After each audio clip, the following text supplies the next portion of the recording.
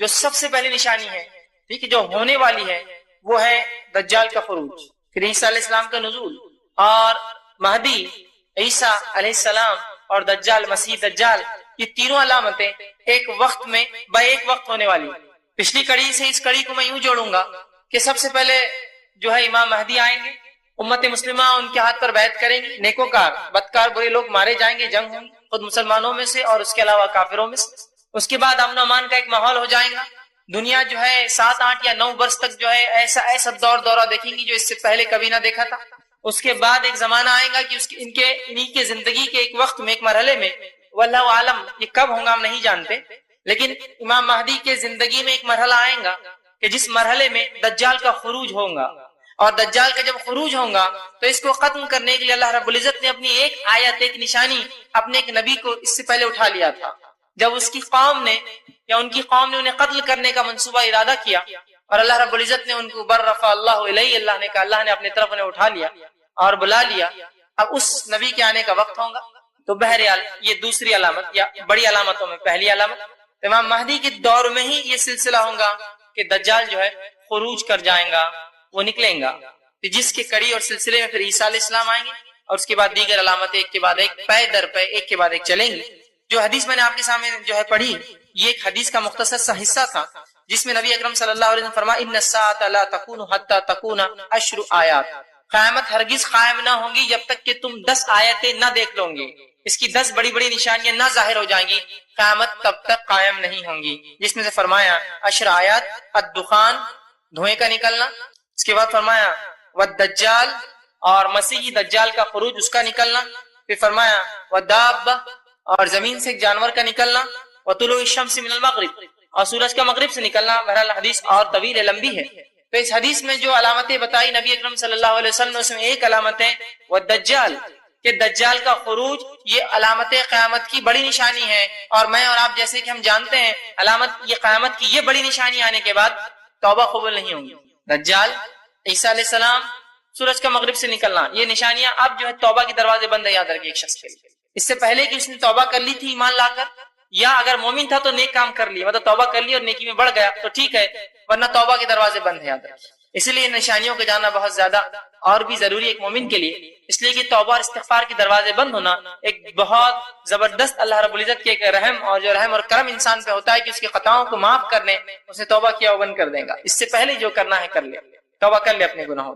تو بہرحال دجال، اسے مسیحی دجال بھی کہا جاتا ہے۔ اب مسیحی دجال کیوں کہا جاتا ہے، اس کا یہ اسم اس طرح سے کیوں کہا جاتا ہے، اس کے مختلف بہرحال معنی جو علماء نے لکھے ہیں کہ وہ جھوٹا ہوگا، وہ ایک آنکھ سے کانا ہوگا، اس وجہ سے اسے مسیحی دجال کہا جاتا ہے۔ یا دجال کا معنی ہوتا ہے وہ جو دجل فریب، دھوکے بازی، جھوٹ، مکر، یا کس جھوٹ کے اندر بالکل اعلیٰ درجے کا، پرلے درجے کا جھوٹا، اس کو کہتے ہیں دجال، بولتے نام میں یہ تو دجال ہے، مطلب جھوٹا ہے۔ تو یہ لفظ ہم سب جانتے ہیں، اس کے تعلق سے بہت ساری غلط فہمیاں ہیں۔ انشاءاللہ عزیز اس عنوان کے اندر میں نے جہاں تک ہو سکی کوشش کی ہے کہ تمام تر روایتیں آپ کے سامنے میں صحیح درجے یا حسن درجے کی رکھوں۔ تو دجال جب ہے اس کے تعلق سے جو سوالات ہمارے ذہن میں آتے ہیں کہ مسیح دجال کون ہے، ایک سوال یہ آتا ہے کہ آج وہ موجود ہے، اسی طرح جو کیا اس سے پہلے بھی کبھی اس کو کسی نے دیکھا ہے، اس کا کیا معاملہ، اس کی علامت کیا ہوں گی، یہ کب نکلے گا، اسی طرح اس کے خروج کے سبب اسباب کیا ہوں گے، کیا وجوہات ہوں گی جب یہ نکلے گا۔ دجال جو ہے، اس کے علاوہ جو دجال کے بارے میں جو غلط عقائد ہے وہ دیکھیں گے، اور اسی طرح اس سے محفوظ کیسے رہا جائے اس کا طریقہ بھی انشاءاللہ عزیز میں آپ کے سامنے رکھوں گا جو کتاب و سنت سے ثابت ہے۔ اب آئیے چند باتیں دیکھتے ہیں دجال کے تعلق سے۔ دجال کون ہوگا، تو یاد رکھ لیجیے دجال اولاد آدم میں سے ایک شخص ہے۔ دجال اولاد آدم میں سے ایک شخص ہوگا جس کو اللہ رب العزت نے کچھ خاص طاقتیں دے رکھی ہوں گی اپنی طرف سے، یہ اس کی خود کی کوئی خصوصیت نہیں ہوں گی، یاد رکھیں۔ دجال اولاد آدم میں سے ایک شخصیت، ایک شخص ہوگا جس کو اللہ رب العزت نے اپنی جانب سے کچھ خصوصی طاقتیں دے رکھی ہے جو عام انسانوں کو یا دیگر انسانوں کو اللہ نے وہ طاقتیں اور قوتیں عطا نہ کی ہے۔ اللہ تعالیٰ لوگوں کی آزمائش اور امتحان کے لیے اسے بھیجیں گا۔ دجال میرے اور آپ کے اور مومنوں کے امتحان کے لیے آئیں گا۔ اسی طرح نبی اکرم صلی اللہ علیہ وسلم نے اس کے تعلق سے جو متنبی کیا اور اس کی گمراہیوں کو واضح کیا اور ہمیں تاکید کی کہ اس کی گمراہی میں مت آنا، اس لیے کہ تمہارے لیے دجال آزمائش، اور کیوں نہ ہو، دجال ایسی کڑی آزمائش ہے کہ نبی اکرم صلی اللہ علیہ وسلم فرماتے ہیں ہر نبی نے اس کے تعلق سے اپنی قوم کو ڈرایا، حتیٰ کہ آدم علیہ السلام نے اپنی قوم کو اس سے ڈرایا۔ سبحان اللہ، پہلے نبی ہیں، انسانی طرف بھیجے گئے، انہوں نے بھی اس سے ڈرایا اور ہر نبی نے ڈرایا. اور آپ صلی اللہ علیہ وسلم نے کہا لیکن کچھ باتیں میں تمہیں وہ بتاؤں گا جو اس سے پہلے کوئی نبی نہ بتا سکا. مطلب اللہ نے اسے نہیں بتائی بات. کہا کہ دجال ایک آنکھ سے کانا ہوگا, اندھا ہوگا, ایک آنکھ خراب ہوں گی, اور یاد رکھنا تمہارا رب کانا نہیں ہے. اس سے مطلب یہ ہے کہ یاد رکھ لو وہ اپنے آپ کو رب اعلان کریں گا تو اللہ کی اسماء و صفات کا علم حاصل کر لو اور جان لو کہ تمہارا رب کانا نہیں, وہ اندھا نہیں, اس کی ایک آنکھ خراب نہیں ہے. سمجھا بات؟ یہ اضافی علم ہے جو اللہ کے رسول فرماتے مجھے ہی دیا گیا, اس سے پہلے نہیں تھا کسی کو. بہرحال تو دجال کے بارے میں جو معلومات ہے رکھنا ہمارے لیے انتہائی ضروری ہے. یاد رکھیے نبی اکرم صلی اللہ علیہ وسلم کی حدیث ہے, حذیفہ بن یمان رضی اللہ عنہ فرماتے ہیں اور کہتے ہیں, صحیح بخاری کی روایت ہے کہ شر اور فتنوں کے تعلق سے جتنے سوالات میں کرتا تھا کوئی دوسرا صحابی نہیں کرتا تھا. ہر بار یہ کچھ نہ کچھ فتنوں کا سوال کرنے لگا, یہ کیسا ہوں گا, وہ کیسا ہوں گا, اس کا کیا معاملہ ہوگا. تو وہ کہتے ہیں کہ شر فتنوں کے بارے میں سوال کرتے تھے کہ کہیں اس میں مبتلا نہ ہو جائے, اور میں وہ کہتے اس لیے سوال کرتا تھا اور دیگر صحابہ بھی کرتے تھے کہ کہیں ہم وہ فتنے میں نہ آ جائے. وہ فتنے سے بچنے کے لیے ہم سوالات کرتے تھے. تو صحابہ کا فتنے سے بچنے نبی اکرم صلی اللہ علیہ وسلم سوال کرنا یہ اس کی دلیل ہے کہ آپ کو اور مجھے شریعت کا علم حاصل کرنا پڑے گا اور جاننا پڑیں گے یہ تمام چیزیں کیا ہے. جیسے صحابہ جاننے کی کوشش کرتے تھے اور نبی اکرم صلی اللہ علیہ وسلم سے ہر ممکن ہر وقت پوچھتے تھے یہ کیسا, یہ کیا, یہ علامت کیسی, وہ نشانی کیسی, یہ کب ہوگا, فلاں کب ہوگا, تاکہ اپنی نفسوں کو, اپنی آل اولاد کو اور اس قوم اور اس ملت کو اس فتنے سے, اس برائی سے بچا سکے. ٹھیک ہے, اسی طرح ہمارے لیے بھی جاننا بہت زیادہ ضروری ہے, اس لیے کہ دجال یہ دنیا میں جو فتنے جتنے بھیجے گئے ان فتنوں میں سب سے بڑا فتنہ ہے. سب سے بڑا جتنے فتنے اللہ رب العزت نے دنیا میں بھیجے, جیسا مال ایک فتنہ, آپ صلی اللہ علیہ وسلم بنی اسرائیل جو ہے جس فتنے میں پھنسی وہ عورتوں سے تھا کہ شر اور جو ہے زنا اور اس کام میں وہ پھنس گئے. اس امت کے تعلق سے آپ نے فرمایا میری امت کا فتنہ مال ہے. تو ہر امت کا فتنہ ہوتا ہے, فتنوں کے درجے ہوتے ہیں, لیکن سب سے اونچا, سب سے بڑا, سب سے خطرناک فتنہ جو ہے وہ کیا ہے, دجال ہے. یاد ہے. تو کیا یہ بات جاننا ضروری نہیں ہمارے اور آپ کے لیے کہ وہ سب سے بڑے فتنے کو ہم جانیں وہ کیا ہے, اس کی حقیقت کو سمجھے, اس سے اپنے آپ کو بچانے کی کوشش کریں. لیکن ان تمام علامتوں سے پہلے یہ بات بھی اپنے ذہن میں رکھے کہ آپ ہر چیز کو پھر دجال سے جوڑنا نہ شروع کر دیں اور ہر کسی شخص میں دجال کو کھوجنا نہ شروع کر دیں. یہ ہوتا ہے جب بھی علامت قیامت کی بات ہوتی ہے بس اس کی بات سے آدمی کو ہر جگہ خوف ہوتا ہے. دیکھیے خوف ہونا, فتنوں سے ڈرنا فطری بات ہے. ایک مومن فتنوں سے ڈرتا ہے اس لیے کہ اس کے ایمان جانے کا مسئلہ ہوتا ہے. نبی اکرم صلی اللہ علیہ وسلم نے ایک مرتبہ صحابہ کو دجال کے بارے میں بتایا, نصیحتیں کی. حدیث میں روایت میں آتا ہے کہ اذان ہوئی فجر کی, نبی اکرم صلی اللہ علیہ وسلم فجر کے لیے آئے. فجر کے بعد آپ ممبر پہ چڑھے اور اعلان کیا اور علامت قیامتیں بتائی, دجال کی فتنوں کے بارے میں بتایا, حتیٰ کہ ظہر ہو گئی. ظہر کی نماز پڑھی, نماز کے بعد پھر آپ کھڑے ہوئے, ظہر سے پھر ہمیں تاکیدیں کی, حتیٰ کہ عصر کر دی. عصر کے بعد پھر آپ کھڑے ہوئے, پھر ہمیں علامت قیامت اور نصیحتیں بتائی, حتیٰ کہ مغرب کر دی. جب رات ہونے لگی اور نبی اکرم صلی اللہ علیہ وسلم ہمیں بتاتے گئے تو صحابہ آپ سے ہم دیکھا صحابہ ڈر رہے ہیں اور گھبرا رہے ہیں. جب کھجوروں کے درخت پیچھے ہلنے لگے اندھیرے کے اندر تو اللہ کے رسول صلی اللہ علیہ وسلم فرمایا کہ گھبراؤ مت, اگر دجال میرے رہتے ہوئے آ گیا تو میں اس کو کافی ہو جاؤں گا, اور میرے بعد آیا تو اللہ ان مومنوں کی مدد کریں گا اور وہ ان کی اس کے لیے کافی آ جائے گا. تو گویا صحابہ اس وقت ڈر رہے تھے, اس لیے کہ ہر شخص اپنے ایمان کے لیے ڈرتا ہی ہے, ہر شخص ڈرتا ہے, اس کو ڈر ہے اس کا ایمان نہ چلے جائے. تو صحابہ کا ڈر پتا چلا یہ فطری ہے. تو ان علامتوں کو جاننا ضروری ہے. فتنوں کے ڈر سے ڈرنا ایک الگ چیز ہے, لیکن ہر چیز میں آپ دجال اس کی چال بازیاں نہ سمجھیں, ورنہ ہوتا ہی ہے کہ جو کام بھی دنیا میں ہوتا ہے آپ کہتے ہیں ہاں یہ دجال, دجال کے ساتھی, دجال کے مکر و فریب میں پھنسے لوگ, دجال کی قوم, دجال کی فوج, دجال کا فلاں, دجال کا یہ, ہر چیز کو جو ہے دجال سے جوڑ دیتے ہیں. ان باتوں کو جاننا اتنا بہت زیادہ ضروری بھی ہے. ایک مرتبہ یہ ہوا کہ ایک شخص مجھے ملے, کافی عمر رسیدہ تھے. مجھ سے بات کہا آپ نوجوان ہیں, اللہ نے آپ کو صحت و طاقت دی ہے, کیا آپ اللہ کی راہ میں جہاد نہ کرنا چاہیں گے؟ میں نے کہا کیوں, موقع ملا تو ضرور. کہا بہت اچھی بات آپ نے کہی. کہا پھر میں آپ کو ایک پتے کی بات بتاتا ہوں. میں نے کہا کیا؟ تو کہا دجال آ چکا ہے. میں نے کہا سبحان اللہ, ابھی تک پتہ کیوں نہیں چلا, اور کافی قریب ہے وہ. میں نے کہا کتنا قریب ہے؟ تو کہا ناندڑ کے اطراف. میں نے کہا اچھا اتنے قریب آ چکا؟ ہاں, اور وہ بہت سنجیدہ تھے اس مسئلے میں. کہا ہاں, اسی لیے تو میں نے آپ کی تعریف کی, آپ کی جوانی کی اور آپ کی صحت کی.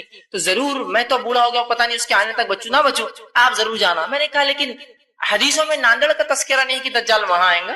میں نے کہا وہ فتنہ مچاتے ہوئے آ چکا ہے. تو میں نے کہا اس سے پہلے کون سے شہر نے فتنہ مچایا اس نے؟ تو کہا ہاں وہ تو نہیں پتا چلا, لیکن یہاں آگے پتا چل گیا. میں بولا ایسا تو حدیث میں کہیں وارد نہیں. جہاں سے نکلیں گا اس کی وضاحت ہے, جہاں جائیں گا اس کی وضاحت ہے, کہاں نہیں جائیں گا اس کی وضاحت ہے, کیا کریں گا اس کی وضاحت ہے, کیا نہیں کر سکتا سب وضاحت ہے.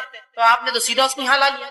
تو پھر تھوڑے وہ کشمکش میں آئے، کہا میں سوچ کر، میں نے کہا اور سوچیے ایک بار اور تذکرہ کیجیے اور معلومات ان ڈیپتھ نکالیے کہ اتنی بڑی خبر معلوم کیسے نہیں ہوئی؟ چھوٹی موٹی خبر، فلاں کتے نے کاٹ لیا، یہ پان کی پچکاری پھسل گیا، اس کے منہ پہ کیلا لگا، اس کو جوتا پڑتے پڑتے بچ گیا، دن بھر چلتی ہے، اتنی بڑی خبر دجال کا آنا اور میڈیا نے رپورٹ نہیں کیا، ایسے کیسے ہو سکتا ہے؟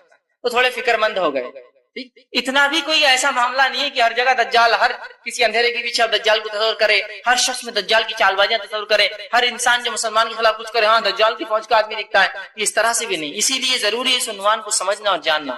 آئیے آگے جو ہے جہاں دجال کی معلومات رکھنا ضروری ہے تاکہ اس کے مکر فریب فتنے اور فساد سے ہم اپنی حفاظت کر سکیں، اسی طرح جو ہے یہ بات بھی جاننا ضروری ہے کہ اللہ رب العزت جس کو بچانا چاہے وہی بچ سکتا ہے اس کے فتنوں سے، یہ بات بھی اپنی جگہ طے ہے۔ کوشش ہمارا کام ہے، جاننا ہمارا کام ہے، اور اللہ سے دعا کرنا ہمارا کام ہے، لیکن یہ بات یاد رکھ لیجیے اللہ رب العزت ہی اس کے فتنوں اور شر سے جس کو بچا لے وہ بچ سکتا ہے۔ اب اس کا نام مسیح دجال کیوں ہے؟ تو مسیح دجال اس لیے کہا جاتا ہے اسے کہ اس کی ایک آنکھ جو الٹی آنکھ ہوں گی، بائیں آنکھ، یہ خراب ہوں گی، تو علماء لکھتے ہیں اس وجہ سے اس کو مسیح اور دجال جھوٹ کی وجہ سے، مسیحی دجال مطلب ایک آنکھ سے اندھا جھوٹا۔ اسی طرح علماء لکھتے ہیں کہ وہ چونکہ ساری زمین پر گھومے گا، دجال جب نکلے گا ظہور کریں گا تو پوری زمین پر گھومیں گا، کوئی شہر کوئی بستی اس کی فتنے سے نہیں بچنے والی، یاد رکھیں تو گھومیں گا چونکہ پورے اس میں، تو لہذا چونکہ وہ گھومیں گا اس وجہ سے اس کو مسیحی کہا جاتا ہے، گھومنے والا، گھوم کر جو دجل مکر فریب جھوٹ کو پھیلائے گا، مسیح دجال، یہ اس کے اسم اس کے جو ہے نام کے تعلق سے آتا ہے۔ اسی طرح جو ہے دجال کا دعویٰ کیا ہوگا؟ یاد رکھیے دجال کا دعویٰ یہ ہوگا اور بہت بڑا دعویٰ کریں گا۔ پہلے وہ دعویٰ کریں گا ایک نیک شخص ہونے کا، دوسرا وہ دعویٰ کریں گا نبی ہونے کا، تیسرا وہ دعویٰ کریں گا رب ہونے کا، یہ اس کا دعویٰ ہوگا۔ یاد ہے پہلا نیک شخص، دوسرا نبی، اور تیسرا وہ اپنے آپ کو جو ہے اللہ جو ہے اعلان کر دیں گا۔ اور نبی اکرم صلی اللہ علیہ وسلم اس تعلق سے وضاحت کی اور فرمایا اور یوں کہا، جس کو جو ہے صحیح بخاری روایت کا، بے شک دجال کانا ہے اور تمہارا رب کانا نہیں، یاد رکھو، مطلب وہ رب ہونے کا دعویٰ کریں گا۔ ارے مسلمانوں جان لو اللہ رب العزت کانا نہیں ہے، ایک آنکھ اس کو نہیں ہے، ٹھیک، یا ایک آنکھ خراب نہیں ہے اس کی، تمہارا رب کانا نہیں ہے، جبکہ دجال کیا ہوگا؟ کانا ہوگا، رب ہونے کا دعویٰ کریں گا۔ نبی اکرم صلی اللہ علیہ وسلم کے دور میں جب آپ صلی اللہ علیہ وسلم صحابہ کو دجال کے بارے میں بتایا تو صحابہ جو ہے اس معاملے میں بڑا غور و فکر کرنے لگے، اور ایک شخص تھا جس کے اندر کچھ صفتیں صحابہ نے دیکھی جو نبی اکرم صلی اللہ علیہ وسلم دجال کے تعلق سے بتایا کرتے تھے، انہوں نے ایک شخص میں صفت دیکھی، اس کا ایک بڑا لمبا واقعہ آتا ہے وہ بھی رکھ دیتا ہوں۔ ابن سیاد نامی ایک شخص تھا جو یہودی تھا، اس کے والدین یہودی تھے، یہ بھی یہودی تھا، اور صحابہ اس کے تعلق سے سوچا کرتے کہ یہ شاید دجال ہے۔ اور روایت میں آتا ہے، صحیح مسلم کی روایت ہے، عبداللہ ابن عمر رضی اللہ عنہما اس حدیث کے راوی وہ کہتے ہیں، اور یہ کہا آپ نے فرمایا کہ حضرت عمر بن خطاب اور چند دیگر لوگ ابن سیاد کے پاس جانب روانہ ہوئے اور نبی اکرم صلی اللہ علیہ وسلم بھی ان کے ساتھ گئے۔ وہ فرماتے آگے، انہوں نے سے بنو مغالہ کے ایک قلعے کے پاس لڑکوں کے ساتھ کھیلتا ہوا پایا۔ اس وقت ابن سیاد بلوغت کے قریب تھا، مطلب یہ جوان نہیں ہوا تھا، وہ چھوٹا بچہ تھا۔ نبی اکرم صلی اللہ علیہ وسلم کی جو ہے آمد کا اس وقت اسے پتا چلا جب آپ صلی اللہ علیہ وسلم ساتھ میں تھے، صحابہ کو ساتھ چلے۔ ابن سیاد جس کے بارے میں صحابہ کو شک تھا، جو صفتیں جو بتائی تھی آپ صلی اللہ علیہ وسلم نے، اس لڑکی کے اندر کچھ باتیں دکھتی تھی، صحابہ نے آپ سے بیان کیا، آپ نے کہا چلو پھر دیکھتے ہیں تاکہ وضاحت ہو جائے صحابہ کے سامنے کہ ایسا ہے یا نہیں ہے۔ وہ گئے، ابن سیاد کو یہ پتہ ہی نہیں چلا، جب پیچھے گئے اور اس کی پیٹھ پر ایک زوردار مارا تب اسے پتا چلا کہ اللہ کے رسول صلی اللہ علیہ وسلم آئے ہیں۔ اس کے بعد رسول اکرم صلی اللہ علیہ وسلم فرمایا اور کہا، کیا تو گواہی دیتا ہے کہ اللہ کے سوا اللہ کا میں رسول ہوں؟ کیا تو گواہی دیتا ہے میں اللہ کا رسول؟ تو ابن سیاد نے کہا کہ تم امیوں کی طرف بھیجے گئے نبی ہو۔ میں نہیں مانتا یہ بات کو، امیوں کی طرف، عربوں کی طرف بھیجے گئے نبی ہو۔ اس کے بعد آپ صلی اللہ علیہ وسلم پھر ابن سیاد سے فرمایا اور کہا، اس سے کہا، اللہ کے رسول نے پوچھا کیا تو گواہی دیتا ہے کہ میں اللہ کا رسول ہوں؟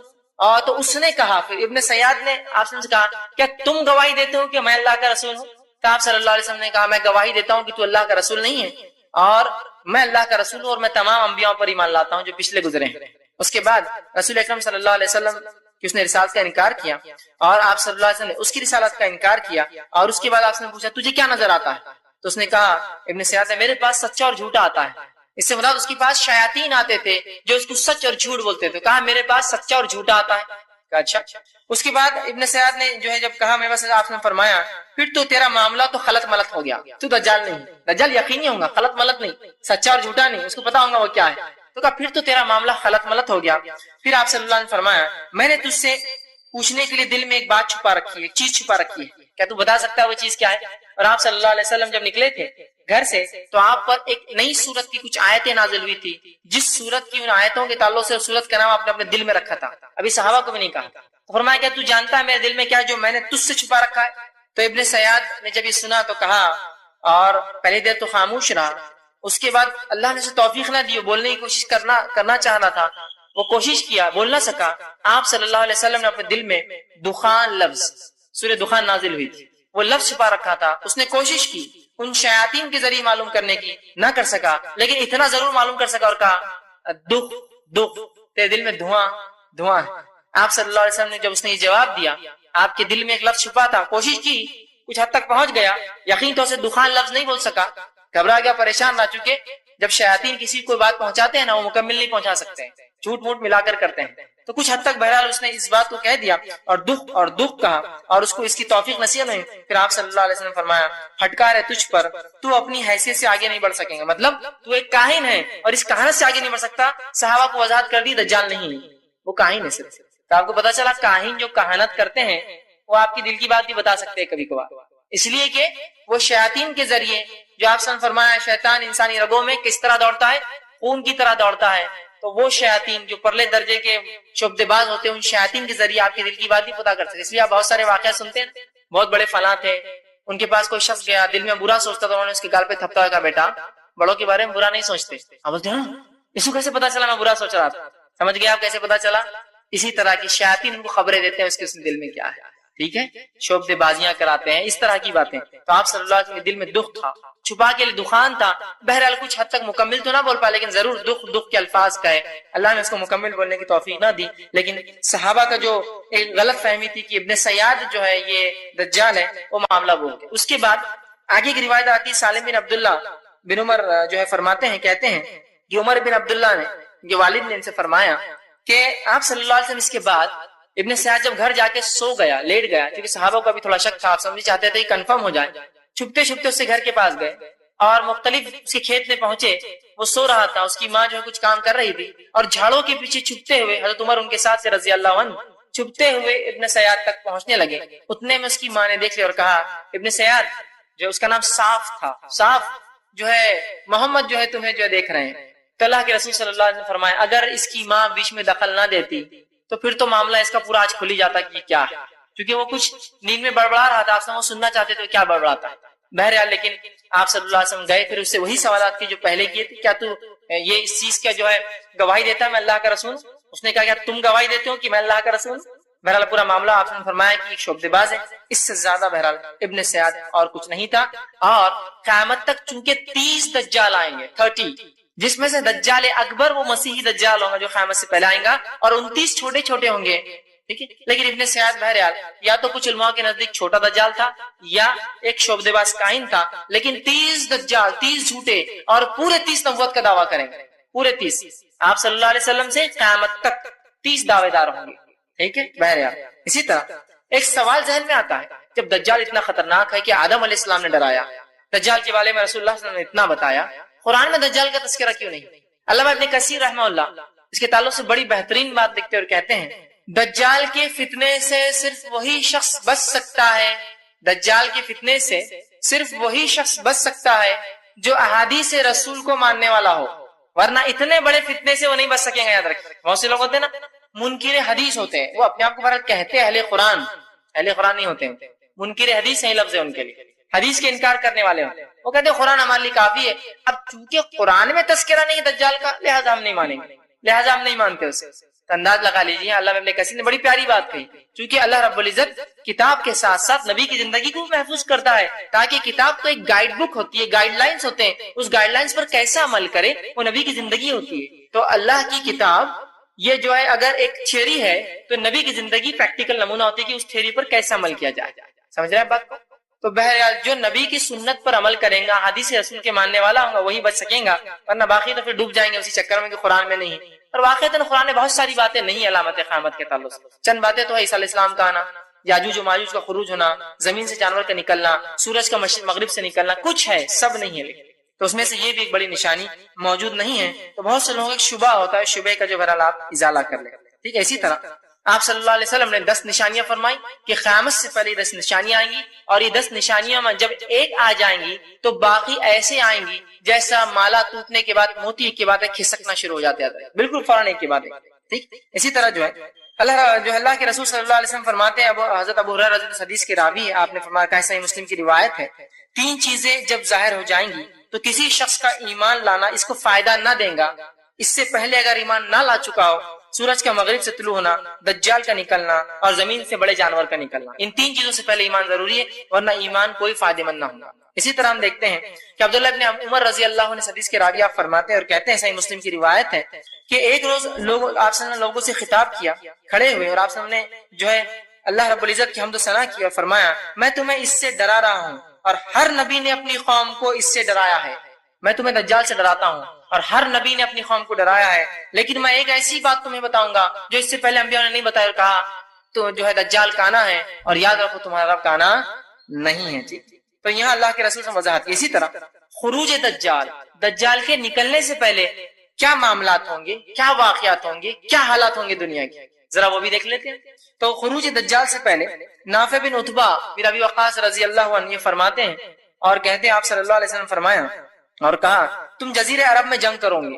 یہ ان حدیث کی وضاحت ویسے میں نے پہلے کی ہے، جو امام مہدی کے اس میں نہیں تھی، ورنہ پھر ایک خالی مختصر سا پھر بریفنگز دے رہا ہوں کہ آپ صلی اللہ علیہ وسلم کی بہت طویل واقعات ہیں جو گزر گئے ہیں، جو امام مہدی کے ہم نے پچھلے کڑی میں دیکھ لی ہے. اس کے اندر بہرحال مختصر دہراتا ہوں. تو تم عرب میں حملہ کرو گے، امام مہدی آئیں گے، تم ان کے ساتھ مل کر حملہ کرو گے اور فتح یابی حاصل ہوگی. پھر تم جو آپ سے فرماتے تم ایران پر حملہ کرو گے، اللہ فتح دیں گا.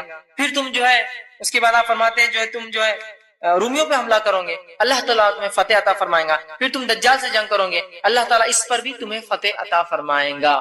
تو یہ سلسلہ ہوگا کہ مسلمانوں کی جنگیں ہوں گی، امام مہدی ہوں گے، مسلمان ایران عراق سے لڑیں گے اور مسلمان روم سے لڑیں گے، اور خود جزیرۃ العرب کے اندر چونکہ برائی پھیل جائیں گی، پہلے وہی جنگ ہوں گی، اس کو ختم کیا جائے گا، اور اس کے بعد جو ہے دجال کا فتنہ نکلے گا. یہ فتنہ کب نکلے گا اس کے تعلق سے بہرحال وقت نہیں کہ وضاحت پوری کروں، بس حدیث کا مختصر جو ہے ایک ٹکڑا اور جملہ رکھ دیتا ہوں جو ہم نے پچھلی بار دیکھا تھا امام مہدی کے. اس میں امام مہدی آ جائیں گے، اس کے بعد عیسائی اور مسلمانوں میں صلح ہوں گی. صلح ہونے کے بعد مسلمان ایک تیسرے دشمن سے لڑیں گے. تو وہاں یہ ہوگا کہ یہ بات طے ہوں گی پہلے شرائط میں کہ کوئی یہ نہ کہیں گا کہ صلیب کی جیت ہوئی. جو مسلمان ان کا معاہدہ ہوگا، اور عیسائیوں کا جو تیسرے دشمن سے لڑیں گے. ابھی دشمن بہرحال کون ہے؟ اکثر مانے کا وہ یہود ہوں گے، ان سے لڑیں گے. اور اس کے بعد جب واپس آئیں گے جنگ جیت کے، ایک ٹیلے پہ مسلمان رکیں گے تو ایک شخص اٹھیں گا اور عہد کو توڑ دیں گا، اور ایک صلیب اٹھا کر کہیں گا صلیب کی جیت ہوئی، مطلب صلیب بنیاد بنا جیت کی، اس کی وجہ سے ہم جیت گئے. ایک مسلمان جو ہے شخص اٹھیں گا اور اس عیسائی جو کہیں گا صلیب کی جیت ہوئی، اسے قتل کر دیں گا. یہ ایک روایت میں اس کی صلیب کو توڑ دیں گا، جس پر عیسائی اپنا عہد توڑ دیں گے، حالانکہ پہلے انہی کی غلطی سے عہد ٹوٹیں گا، ان کا پہلے عہد ہو چکا ہوگا. اب مسلمان ان سے جنگ لڑیں گے. کئی جنگیں ہوں گی جن میں بہت سے عیسائی بھی قیدی بن کے مسلمان کے پاس آئیں گے، اور یہ مسلمان ہو جائیں گے اور مل کر مسلمانوں کے ساتھ پھر عیسائیوں سے لڑیں گے. یہ جنگ کا معاملہ چل رہا ہوگا. مسلمان پھر اس جنگ کو جیتیں گے. اس جنگ میں جو لشکر جائے گا مدینے سے نکلیں گا. اس لشکر کے 3 حصے ہو جائیں گے. ایک حصہ تو جب سامنے والی فوج کو دیکھیں گا ڈر کر بھاگ جائیں گے. اللہ کے فرماتے ہیں ان کی اللہ توبہ کبھی قبول نہیں کرے گا. دوسرا لشکر وہ ہوگا جو لڑیں گا، مطلب 1/3 بھاگ جائیں گا، اب 2/3 لڑیں گے، جس میں سے 1/3 مارے جائیں گے اور 1/3 انتقال کر جائیں گے، شہید ہو جائیں گے. اور اللہ کے نزدیک یہ سب سے بہترین شہید ہوں. اس کے بعد آپ فرماتے ہیں 1/3 زندہ بچیں گے اس جنگ میں، مطلب 1/3 بھاگ گئے، 1/3 شہید، 1/3 زندہ بچیں گے. اور اتنا مال غنیمت ملے گا کہ کسی کو انتہا نہیں. مسلمان اپنی تلواروں کو زیتون کے جھاڑوں پر لٹکائیں گے، آرام کریں گے. اس سے ایک بات یہ بھی پتہ چلتی ہے زیتون کے جھاڑ اکثر کس علاقے میں ہوتے، اللہ نے اس علاقے قسم کا والتین والزیتون، یہ فلسطین کا علاقہ، یہاں زیتون ہی اگتا ہے اور دوسری کھیتیاں نہیں ہوتی. تو وہاں مطلب اتنی کثرت ہوں گی کہ فوج اس پہ رکیں گی آرام سے، اور کوئی آواز دیں گا مسلمانوں تمہارے گھروں میں دجال آ گیا ہے. مسلمان خوفزدہ ہوں گے کہ ہم تو گھروں سے نکلے اور دجال آ گیا، فوراً بھاگیں گے. پہلی خبر جھوٹی، دوسری خبر جھوٹی، تیسری خبر سچی ہوں گی. 2 بار جھوٹ بولیں گا شیطان، دجال آ گیا، مسلمان بھاگ جائیں گے. پھر لوگ آئیں گے بولیں گے آپ جھوٹ کوئی نہیں بولیں گے، پھر اعلان کریں گے دجال آ گیا، مسلمان جائیں گے، پھر دیکھیں گے خبر جھوٹ. تیسری آواز سچی ہوں گی، تیسری بار وہ ظہور ہو جائیں گا. تو یہ چند حالات تھے جو بیک گراؤنڈ میں چل رہے تھے، جو امام مہدی کے سے میں نے لیا تھا. اب ان حالات میں، ان حالات جنگوں کے علاوہ 6 مزید اور چیزیں ہوں گی جب دجال نکل رہا ہوگا. اس کے خروج کے بعد 6 مزید، وہ کیا کیا ہوں گے؟ سب سے پہلے آپ صلی اللہ علیہ وسلم فرماتے ہیں، جو حضرت جو ہے راشد بن سعد رضی اللہ عنہ حدیث کے راوی کہتے ہیں، مسند احمد کی روایت ہے، جب جو ہے استخر فتح ہوا تو ایک منادی نے اعلان کیا خبردار ہو جاؤ دجال ظاہر ہو چکا ہے. اب یہ ایک شہر ہے استخر اس کا نام حدیث میں آتا ہے. یہ شہر جو ہے یہاں جو ہے یہ جو ہے ایران کا ایک قدیم شہر ہے, یاد رکھے استخر. بہرحال قدیم زمانے میں ایک شہر تھا, آج بھی کچھ آبادیاں ہیں. تو اس شہر میں مسلمان جنگ لڑیں گے اور وہاں اعلان ہوگا کہ دجال نکل گیا ہے. اسے دو باتیں ہوتی ہیں, ہو سکتا ہے مسلمان ایک ساتھ کئی فرنٹس پہ لڑ رہے ہوں گے مہدی کے ساتھ, ادھر بھی جنگیں چل رہی ہیں ایران عراق میں, ادھر بھی جنگیں چل رہی ہیں فلسطین اور اس کے علاقے میں, امکانات کافی ہے, یاد رکھیں. ٹھیک, اس لیے فرمایا کہ فتح اور منادی اعلان دے گا کہ دجال نکل گیا, تو ایک جنگ ہوگی اس مقام پہ جب مسلمان ہوں گے تو وہ ہوگا. اب بہت سے شہروں کے تعلق سے آپ تاریخ جانتے ہیں جو آپ کے زمانے میں نہیں تھے, جو تھے آج نہیں ہے, ہو سکتا ہے قیامت سے پہلے پھر آباد ہو جائے. ہوتا ہے نا اس طرح سے, آبادی ایک شہر میں بستی ہے, شہر اجڑ جاتے ہیں, پھر کئی زمانوں بعد سال 2000 سال 4000 پھر آبادیاں وہاں بس جاتی ہیں. ٹھیک, تو بہرحال وہاں اسی طرح آپ فرماتے اور کہتے ہیں, اور آپ نے فرمایا دجال اس وقت تک نہیں نکلیں گا جب تک کہ لوگ اس کا ذکر سے غافل نہ ہو جائے. دوسری چیز کہ دجال جب تک نہیں نکلیں گا جب تک کہ لوگ اس سے غافل نہ ہو جائیں, حتیٰ کہ خطیب اپنے وعظ اور نصیحت میں بھی اس کو بھول جائیں گے. مطلب لوگ دینی شرعی علم سے اتنے دور ہو جائیں گے کہ دجال کو بھول جائیں گے, تب تک دجال نہیں آئے گا, یاد رکھیں, جب تک کہ اس کو بھلانا دیا جائے. دوسرا ایک تیسری بات آپ فرماتے ہیں, تم یہ کہتے ہو اچھا تھا میں تمہیں بتا چکا ہوں کہ میں رسول اللہ صلی اللہ علیہ وسلم سے یہ بلکہ تیسری بات آپ فرماتے ہیں دجال کے تعلق سے کہ جب تک لوگ غافل نہ ہو جب تک جو ہے دجال جو ہے نہیں نکلیں گا. اسی طرح دجال کی جسمانی علامتیں کیا ہوں گی, یاد رکھیے, جسمانی فزیکل صفتیں کیا ہوں گی.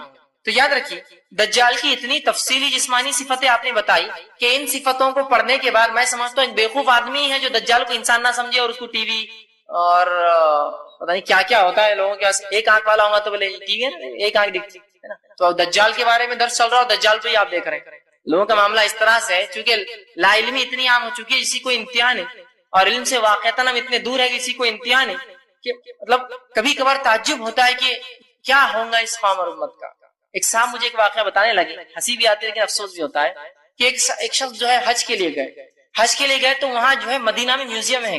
اگر آپ میں سے کوئی حج عمرہ گیا ہو دیکھا ہوں, مدینہ کی میوزیم کے وہاں بہت پرانی قدیم ایک سائیکل کھڑی ہوئی, سائیکل ہوتی ہے, ایک قدیم سائیکل ہے, بہت پرانے بڑے ٹائر ہوتے تھے, اس کے پیچھے کا ٹائر چھوٹا, ایک نمونے کے طور پر میوزیم ہے.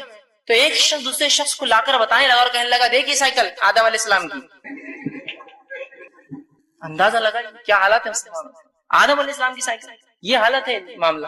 ہر چیز کو کر دیا, اتنی واضح صفتیں بتائی کہ کوئی بیوقوف, اس لیے میں کہہ رہا ہوں آخر میں یہ کہہ سکتا ہے کہ یہ انسان نہیں, کوئی مشین ہے, اے ٹی ایم مشینز ہے, کمپیوٹر سکرینز ہے, ایسے پتہ نہیں کیا کیا. بہرحال اتنی واضح نشانیاں. پہلی چیز جو آپ صلی اللہ علیہ وسلم نے جو واضح علامتیں بتائی, میں علامتیں رکھتا ہوں, جو خوبیاں بتائی اس کی علامتیں وہ یہ ہیں. اس کا خلاصہ یہ ہے کہ ایک پست قد انسان ہوگا, پست قد سمجھے نا, گڈا قد انسان ہوگا, مضبوط جسم والا. اب یہ صفتیں میں دجال کی بتا رہا ہوں تو آپ ایک دوسرے پہ مت لگائیے, آس پڑوس کے لوگوں مت لگائیے اتنا دیکھ تیرے لیے بول رہی ہے, ویسا مت کیجیے, ٹھیک ہے, ورنہ ہوتا ہے لگائے. اس لیے کہ یہ آدم کی اولاد سے ہے تو کہیں نا کہ انسان ایک جیسے ہی ہوتے ہیں نا, اس لیے کہ آپ سمجھ میں صحابی کو ایک خطاب کر رکھا وہ اس صحابی سے ملتا جلتا ہے. اس کا مطلب یہ نہیں کہ کوئی برائی ہے, گڈا ہونا, صحت مند ہونا, یہ ہرگز نہیں, لیکن اس کے اوصاف آدم کے بیٹوں میں ایسے اوصاف ہوں گے. ٹھیک ہے, تو آپ نے فرمایا کہ پست قد ہوگا, ٹھیک ہے, اسی طرح جو ہے مضبوط جسم والا ہوگا, اسی طرح جو ہے بڑے سر والا شخص ہوگا, اور فرمایا دونوں آنکھیں عیبدار ہوں گی. ایک آنکھ جو ہوں گی الٹی وہ بند ہوں گی, مطلب اس میں چمڑا لگا ہوگا, سیدھا آنکھ نہیں ہوگی. دوسری آنکھ جو ہوں گی جسے دیکھ پاتا ہوں گا وہ خراب ہوں گی, جیسے انگور ہوتا ہے نا, انگور کا دانا جس کا دیدہ خراب ہو جاتا ہے تو وہ اس کا رنگ بدل جاتا ہے, کالا نہیں ہوتا ہے, اس طرح سے اس کو نقص ہوگا اس کی دونوں آنکھوں میں. تو ایک خراب, اس پہ چمڑا لگا ہوا, اسی سے اس کو مسیح کہا جاتا ہے, دجال, کہ ایک آنکھ خراب جس کی ہے دجال. دوسری آنکھ اس کی ایک انگور کے دانے کے جس طرح اس طرح ہوں گی, آنکھیں عیبدار ہوں گی اس کی. اسی طرح دائیں آنکھ انگور کے دانے کی طرح جو ہوں گی, ٹھیک ہے. اسی طرح جو ایک روایت میں آتا ہے کہ آنکھ پہ چمڑا نہیں ہوگا بلکہ وہ آنکھ انگور کی جیسی ہوں گی, دوسری آنکھ سے دیکھ سکتا ہوں. ممکن ہے دونوں چیزیں کہ ہمیشہ بند رکھتا ہوں اور کبھی کھولتا ہوں, اس وجہ سے بند کی علامت میں یہ بتایا گیا, کھلا رکھتا ہوں تو اس طرح سے دیکھتی ہوں. بہرحال جو بھی ہے, اسی طرح آپ نے فرمایا آنکھ پر چمڑا آیا ہوگا, بال اس کے گھنے اور گھنگرالے ہوں گے, پیشانی اس کی بڑی ہوں گے, بہت گھنے بال اور گھنگرالے بال ہوں گے, پیشانی اس کی چوڑی ہوگی, جلد کا رنگ سفید مطلب گورا انسان ہوگا, اور اس کی دونوں پنڈلیاں بے عیب ہوں گی, ذرا خوبصورت نہیں ہوں گی, آرچ شیپ, مطلب ہوتا ہے نا کچھ لوگوں کے پیر ٹیڑھے ہوتے ہیں نیچے, اس طرح سے اس کی کھلے ہوئے پیر ہوں گے, مطلب سیدھے پیر ہوں گا, یا ایسے پیر جس کو دیکھ کر آدمی کو لگے نقص ہے اس کے اندر, تھوڑا لچک ہے, تھوڑی کمی ہے, تھوڑی خرابی ہے اس کے پیروں میں, تو اس قسم کے اس کے پیر ہوں گے, ٹھیک ہے. اور دونوں آنکھوں کے درمیان 3 حرف لکھے ہوں گے, کاف, فے رے. ہر مومن جاہل ہو یا پڑھا لکھا ہو، اگر ایمان والا ہے تو پڑھ لیں گا کافر. کیا لکھا ہوا؟ 3 حرف، کاف فے رے. ہر مومن جس میں ذرہ بھی ایمان ہوگا، پڑھا لکھا ہو یا جاہل ہو، دیکھیں گا اور پڑھ لیں گا کافر. ٹھیک. ابھی کافر جو ہے اس کے سر پہ دونوں آنکھوں کے بیچ، مطلب دونوں آنکھوں کے بیچ کے پیشانی کے حصے پہ لکھا ہوگا، یہ واضح ہے، یہ شخصیت ہے. کچھ لوگ پتہ نہیں عجیب رہتے، کافر لکھا ہوا تو کیا کرتے؟ امریکہ فرانس کافر. امریکہ اور فرانس، امریکہ کا کا، فرانس کی فیرے، ہاں کافر. دیکھو کھلا مومن دیکھ لے رہا، پہچان لے رہا. دیکھو حدیث میں یہاں الفاظ ہے، اس کی آنکھوں، آنکھیں ہے یہ 2 چیزیں، فرانس اور امریکہ، آنکھوں کے بیچ الفاظ ہے، شخصیت بتائی جا رہی ہے. یہ نہیں کہا وہ اس دنیا کے میپ میں لکھا ہوا ہوگا کافر. وضاحت ہے، پیشانی چوڑی، دونوں آنکھوں کے بیچ میں، ہر شخص پڑھ لیں گا کاف فیرے. ایمان والا ہوگا تو چاہے ان پڑھ ہو چاہے پڑھا لکھا ہو، کافر. سمجھے؟ شخصیت ہے، واضح شخصیت ہے، اس میں کوئی دو رائے نہیں کی شخصیت نہیں، کوئی مشین، کوئی آلات، کوئی عجیب چیز ہے، بلکہ ایک شخصیت ہے، یاد رکھیں. ٹھیک.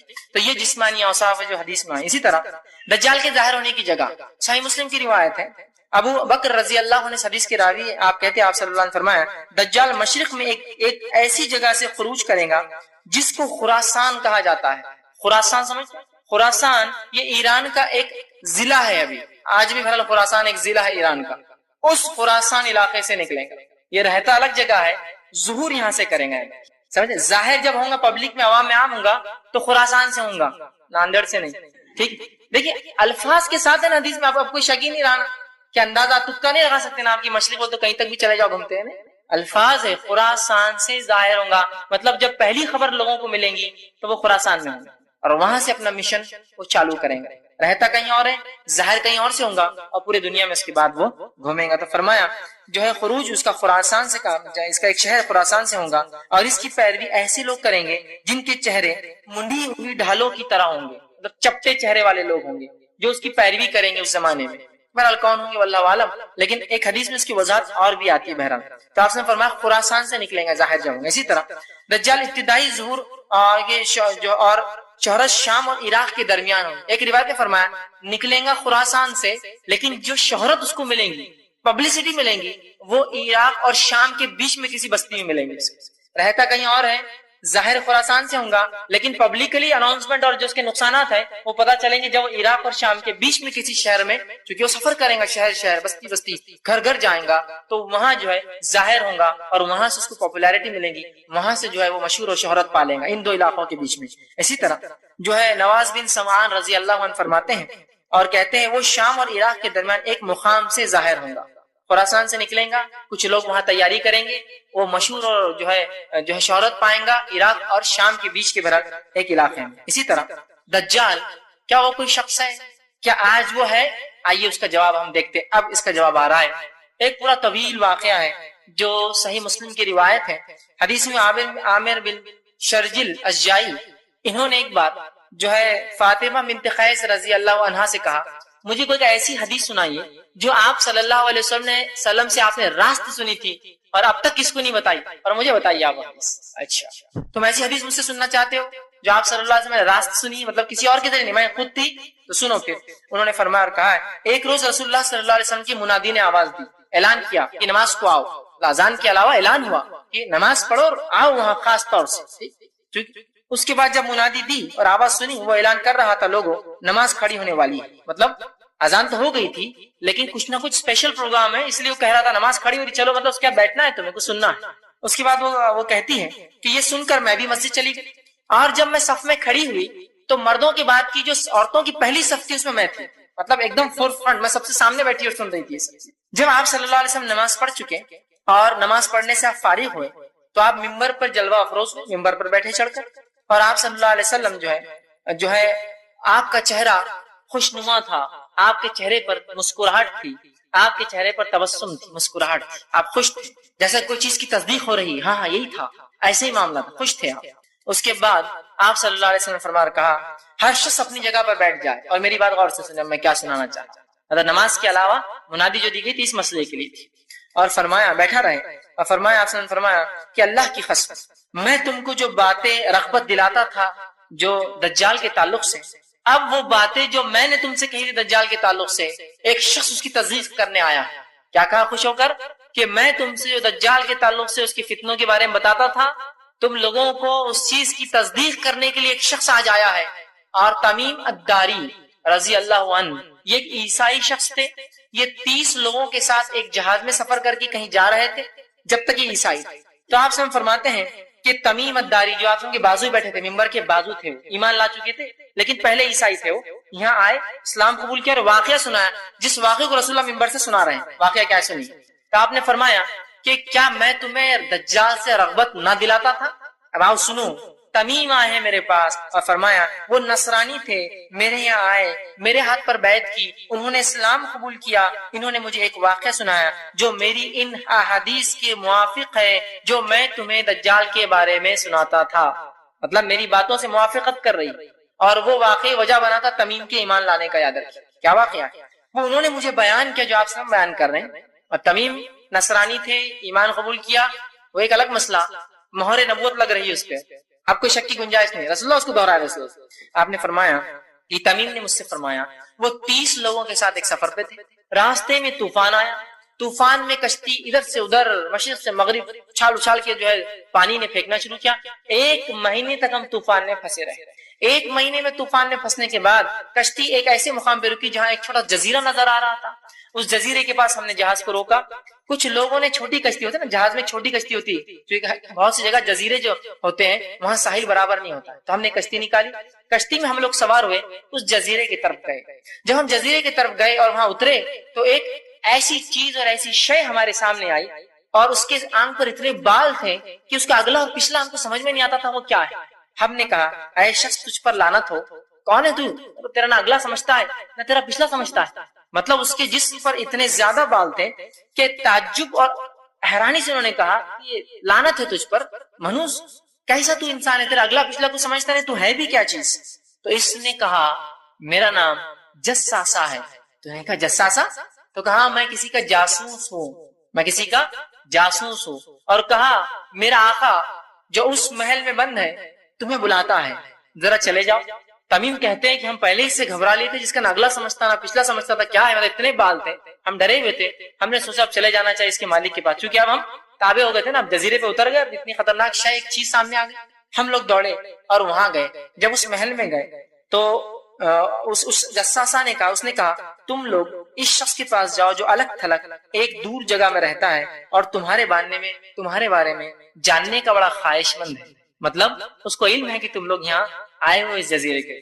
وہ کہتے ہیں کہ اس جساسا نے جب اپنا نام لیا تو ہمیں اندیشہ ہو گیا اور ہم یہ سوچنے لگے شاید یہ شیطان ہے، اور اب اس کی بات ماننا پڑیں گے. تو ہم سوچنے لگے چونکہ وہ عیسائی تھے، ابھی مسلمان نہیں تھے، شاید یہ شیطان ہے، اور ہم جو ہے جلدی سے جو اس خانقاہ اس محل کی طرف بھاگنے لگے کہ کم از کم اس سے تو نجات ملیں گی، شیطان سے اس کے آقا سے مل لیں گے، اور بھاگنے لگے، چل پڑے. جب ہم اس میں داخل ہوئے تو ہم نے ایک عظیم الجشا ایک شخص دیکھا، بہت ہیوی ہیکل. اب آپ بولیں گے ایک طرف تو کچھ باتیں آ رہی ہے پستاخط کی، ایک طرف ہیوی ہیکل، انشاءاللہ بعد میں اس کی وضاحت کروں گا. ہیوی ہیکل بہت بڑا ایک شخص تھا جس کو جو ہے مضبوطی سے زنجیروں میں باندھا ہوا تھا. اس کے دونوں ہاتھ اس کی گردن پہ باندھے ہوئے تھے، ہوتا نا جو بہت خطرناک قیدی ہوتے ہیں ان کے ہاتھ باندھ دیتے ہیں، اور اس کے دونوں پیر گھٹنے سے لے کر ٹخنوں تک باندھے ہوئے تھے زنجیروں میں، اور زنجیریں جو ہے لگی ہوئی تھی کہ وہ ہلچل بھی نہیں کر سکتا تھا اور بھاگ بھی نہیں سکتا، ہاتھ بھی بندھے تھے پیر بھی بندھے تھے. ہم اس شخص کے پاس گئے اور عظیم جیسا شخص تھا، بہت مضبوطی سے باندھا تھا، اس کے دونوں ہاتھ اسی گردن سے باندھے ہوئے تھے اور گھٹنے سے ٹخنوں تک لوہے کی زنجیروں میں جکڑا تھا. ہم نے کہا تیرے لیے ہلاکت تو کون ہے؟ وہ ایک شیطان دکھ رہا تھا اور ایک تم کون ہو؟ تو شخص نے کہا، اس نے کہا تم لوگ میرے بارے میں جاننے میں کامیاب ہو گئے، پہلے تم مجھے کچھ بتاؤ، میں پھر بعد میں اپنا تعارف دیتا ہوں میں کون ہوں. تو کہا پوچھ پھر کیا پوچھنا. تو ہم نے کہا، دوست نے کہا تم لوگ کون ہو؟ پہلا سوال. ہم نے کہا، تمیم کہتے ہیں ہم نے کہا ہم عرب لوگ ہیں، عرب سے آئے ہیں. ہم ایک بحری جہاز میں سفر کر رہے تھے، سمندر میں طوفان آیا، طوفان نے تھپڑے مارے، 30 دن تک ہم پریشان رہے. 30ویں دن طوفان تھما، کشتی آ کے ساحل پہ رکی، ہم چھوٹی کشتی میں سوار ہو کے یہاں آئے. وہ ایک شخص ملا جس کا نہ اگلا سمجھتا تھا نہ پچھلا سمجھتا تھا. ہم نے اسے بددعا دی، اس نے کہا تم بلا رہے ہو، اور جب ہم نے سنا تو ہم جو ہے تمہارے پاس آ گئے ملنے. کہا اچھا یہ معاملہ ہے. پھر اس شخص نے کہا، اور وہ کہتے ہیں، اس نے کہا تم لوگ جو ہے تم کون ہو؟ ہم نے کہا ہم عرب ہیں. ایک بحری جہاز اور پورا واقعہ سنا ہے، اور وہ جانور ہمیں جو یہاں لے آیا. ہم نے اس سے پوچھا تیرے لیے تباہی و بربادی ہو، تو کون ہے؟ اب بول. اب ہم نے بتا دیا پورا ہمارا کیا ہے. اب تو کون ہے بتا؟ تو اس نے کہا جو ہے مجسہ مطلب اس کا واقعہ، اس کی بات جو ہے، اس نے کہا تم لوگ اس بڑے محل میں آ جاؤ، تو ہم اس کی بات سن کر آ گئے اور تمہارے جانب آئے۔ اس نے کہا جو ہے مجھے جو ہے اب یہ چھوڑو کیا تھا، مجھے بیسان کے بارے میں بتاؤ۔ ابھی بھی اس نے اپنا تعارف نہیں دیا، کہا مجھے بیسان کے بارے میں بتاؤ، اور بیسان فلسطین کے ایک شہر کا نام یاد رکھے، آج بھی وہ شہر۔ تم وہ سب چھوڑو، مجھے بیسان کے بارے میں بتاؤ، میں اپنا تعارف ابھی نہیں دوں گا، بعد میں دے دوں گا۔ ہم نے کہا تم بیسان کے بارے میں کیا جاننا چاہتے ہو، ایک شہر ہے؟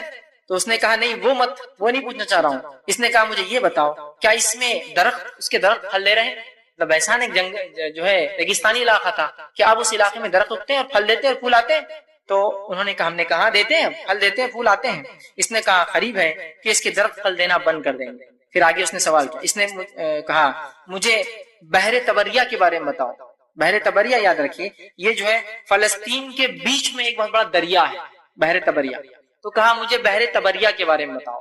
تو ہم نے پھر کہا اس کے بارے میں بتاؤ۔ ہم نے کہا تم اس چیز کے بارے میں کیا جاننا چاہتے ہو، کیا بتائیں؟ تو اس نے کہا کیا اس میں پانی موجود ہے، کیا اس میں پانی ہے؟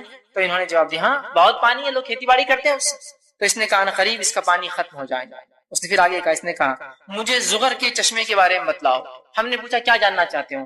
زغر کا چشمہ یہ جو ہے اردن جارڈن کے علاقے کے اندر جو فلسطین اور بحر میت ڈیڈ سی کا علاقہ ہے، ڈیڈ سی سے ادھر فلسطین ہوتا ہے، ادھر باؤنڈری کے ادھر جو ہے جارڈن ہوتا ہے۔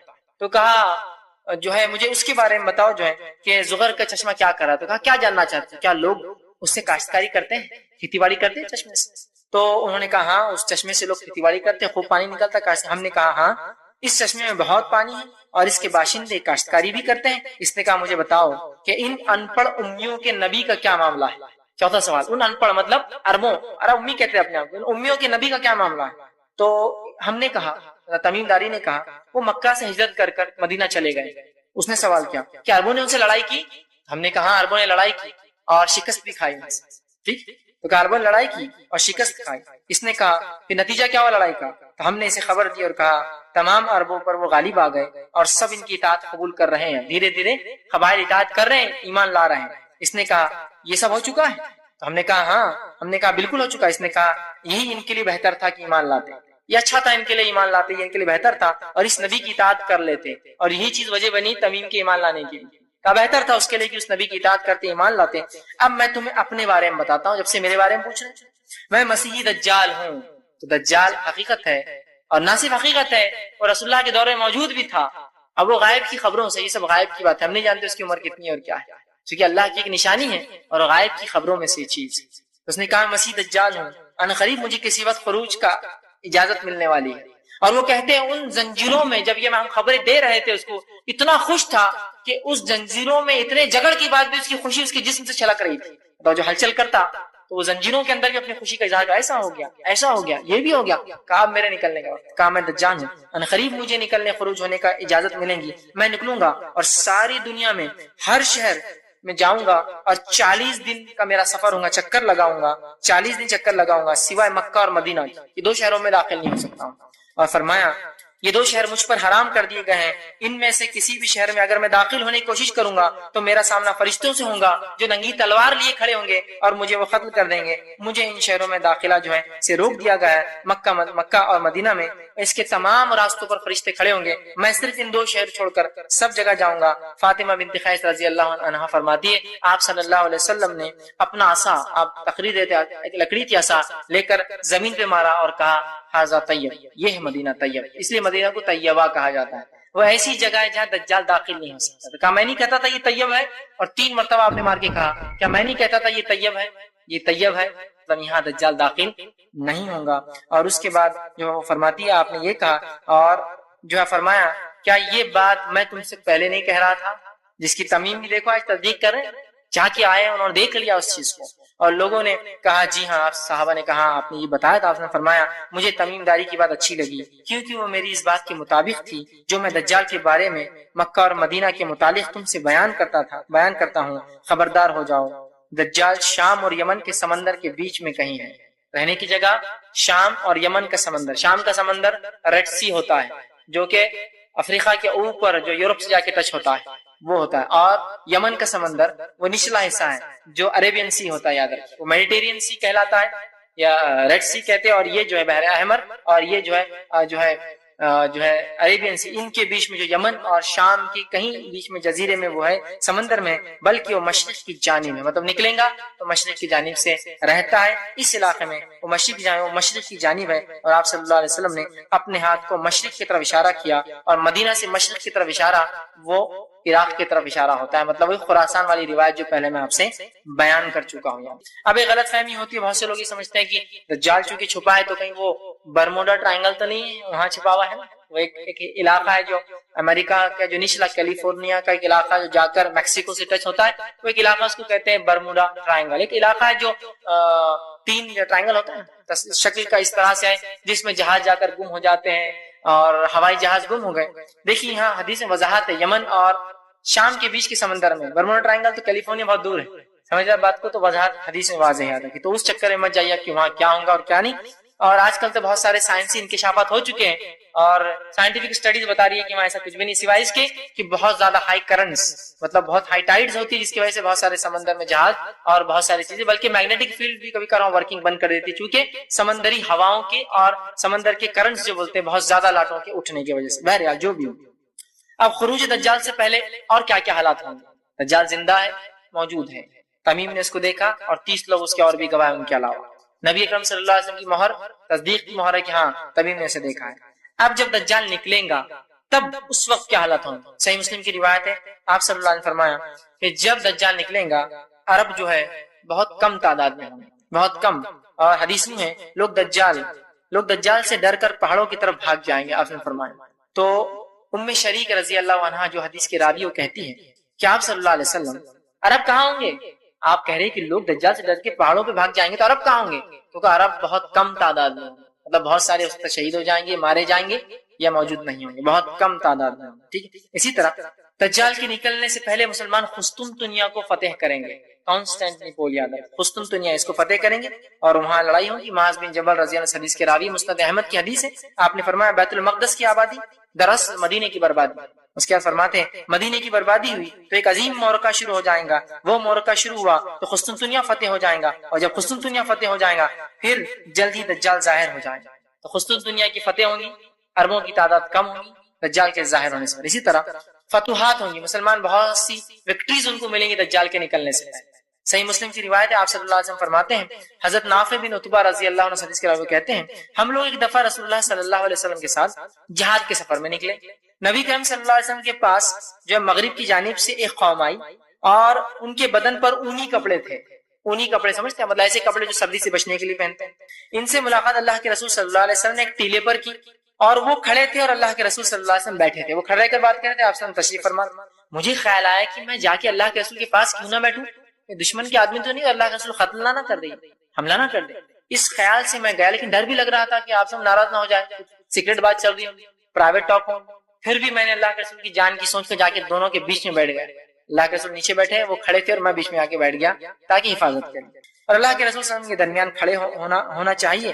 اور وہ کہتے ہیں کہ اللہ کے رسول ہم کو دھوکے سے قتل نہ کر دے۔ پھر میں نے کہا شاید اللہ کے رسول ان سے کوئی خفیہ بات چیت کر رہے، بہرحال میں آیا اور ان کے بیچ درمیان کھڑا ہو گیا۔ میں نے آپ سے 4 باتیں سیکھی جنہیں میں انگلیوں پر گن سکتا ہوں، جو آپ ان کو فرما رہے تھے، ان لوگوں سے کہہ رہے تھے۔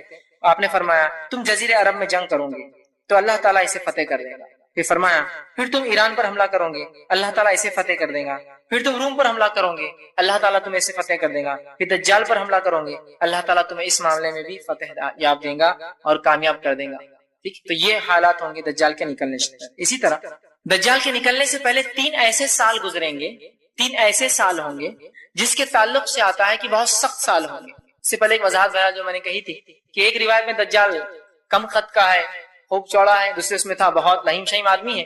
حدیث میں ایک الفاظ آتے ہیں کہ دجال جب غصے میں آئے گا تو وہ بڑا ہو جائیں گا، اللہ عالم کس طرح سے، چونکہ غائب کا معاملہ ہم نہیں جانتے، مطلب وہ بڑا ہو جائیں گا۔ ہوتا نا انسان غصے میں آئے تو کس طرح سے ہو جاتا ہے، ایک آدمی ہے ایک دم بیٹھا ہوا ہے اپنی حیت کو دبلا پتلا، لیکن جب غصہ آئے تو آپ دیکھیے بڑا دکھنے لگ جاتا ہے آپ کا، نا کھڑا ہو جاتا ہے، جوش میں ہاتھ نکال دیا، نسیں پھول گئی، اس کی پوری گردن موٹی ہو گئی ہے نا، پورا غصے سے بڑا ہو جاتا ہے۔ تو وہ غصے اور خوشی کی حالت میں بڑا ہوگا اور شیطان حالت میں چھوٹا رہے گا۔ بہرحال چونکہ غائب کا معاملہ، پھر بھی جو بات تطبیق کی دونوں کے بیچ میں یہ ہو سکتی ہے۔ اسی طرح جو ہے بارش نہ ہوگی۔ اب آپ کہیں گے 7 8 یا 9 سال امام مہدی جب آئیں گے تو سب سے اچھے دن ہوں گے۔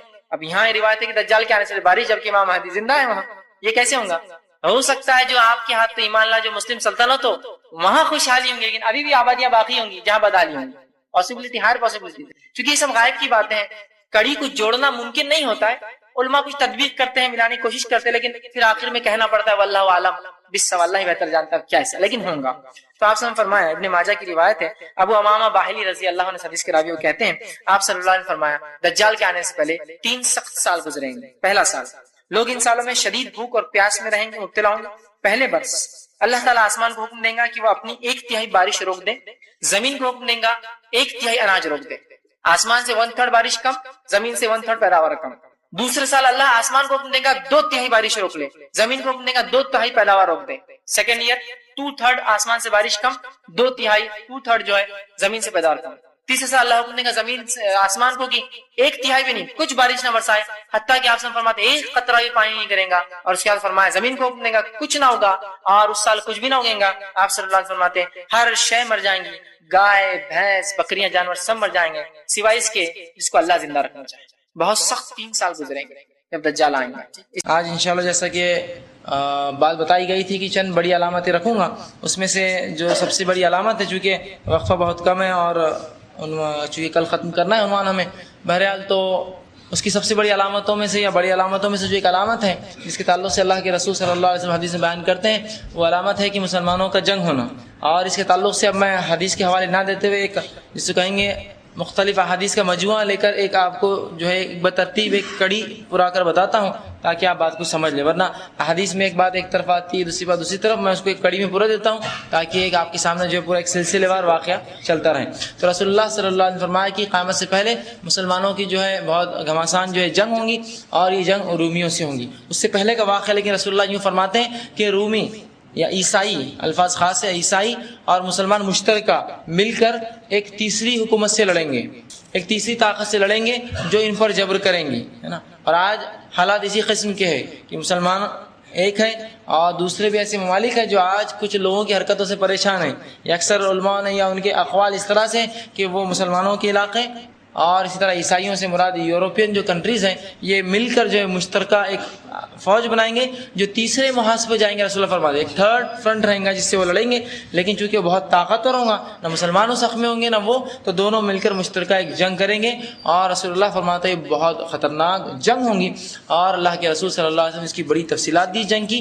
اور مسلمان اور یہودی لڑیں گے اور تیسری طاقت سے جو ہے وہ جنگ جیت لیں گے، اور جیتنے کے بعد مسلمان فوجیں اور عیسائی فوجیں گھر لوٹتی ہوں گی. رسول اللہ فرماتے ایک میدان میں دمشق شام کے علاقوں میں ایک میدان میں آئیں گے، نچلے قسم کا میدان ہوگا، ایک صلیبی ایک شخص جو ہے عیسائی اٹھیں گا اور کہیں گا صلیب کی جیت ہوئی، صلیب کی وجہ سے ہم جیت گئے. اور جبکہ یہ معاہدے کے خلاف بات ہوگی. معاہدہ یہ ہوگا کہ نہ آپ صلیب کی بات کریں گے نہ ہم آپ سے وہ کریں گے، یہ معاہدے کے خلاف بات کریں گے وہ، اور صلیب کی جیت ہوئی کہیں گے. ایک مسلمان نوجوان اٹھیں گا اور اس صلیب کو توڑ دیں گا. ایک روایت میں ہے کہ صلیب کو توڑ کر اس شخص کو قتل کر دیں گا، جس سے وہ معاہدہ ختم ہو جائے گا ایک طرفہ، اور جو ہے عیسائی مسلمانوں کے خلاف جنگ کے لیے شام میں آ جائیں گا. اور اس وقت ترکی جو ہوگا وہ مسلمانوں سے ہٹ کر ہوگا، یا مسلمانوں کے پاس نہیں ہوگا بلکہ کفاروں کی اس پر حکومت ہوں گی، اور قسطنطنیہ جو ہے وہ ان کا مرکز ہوگا، اور مسلمانوں کی فوجیں ہوں گی.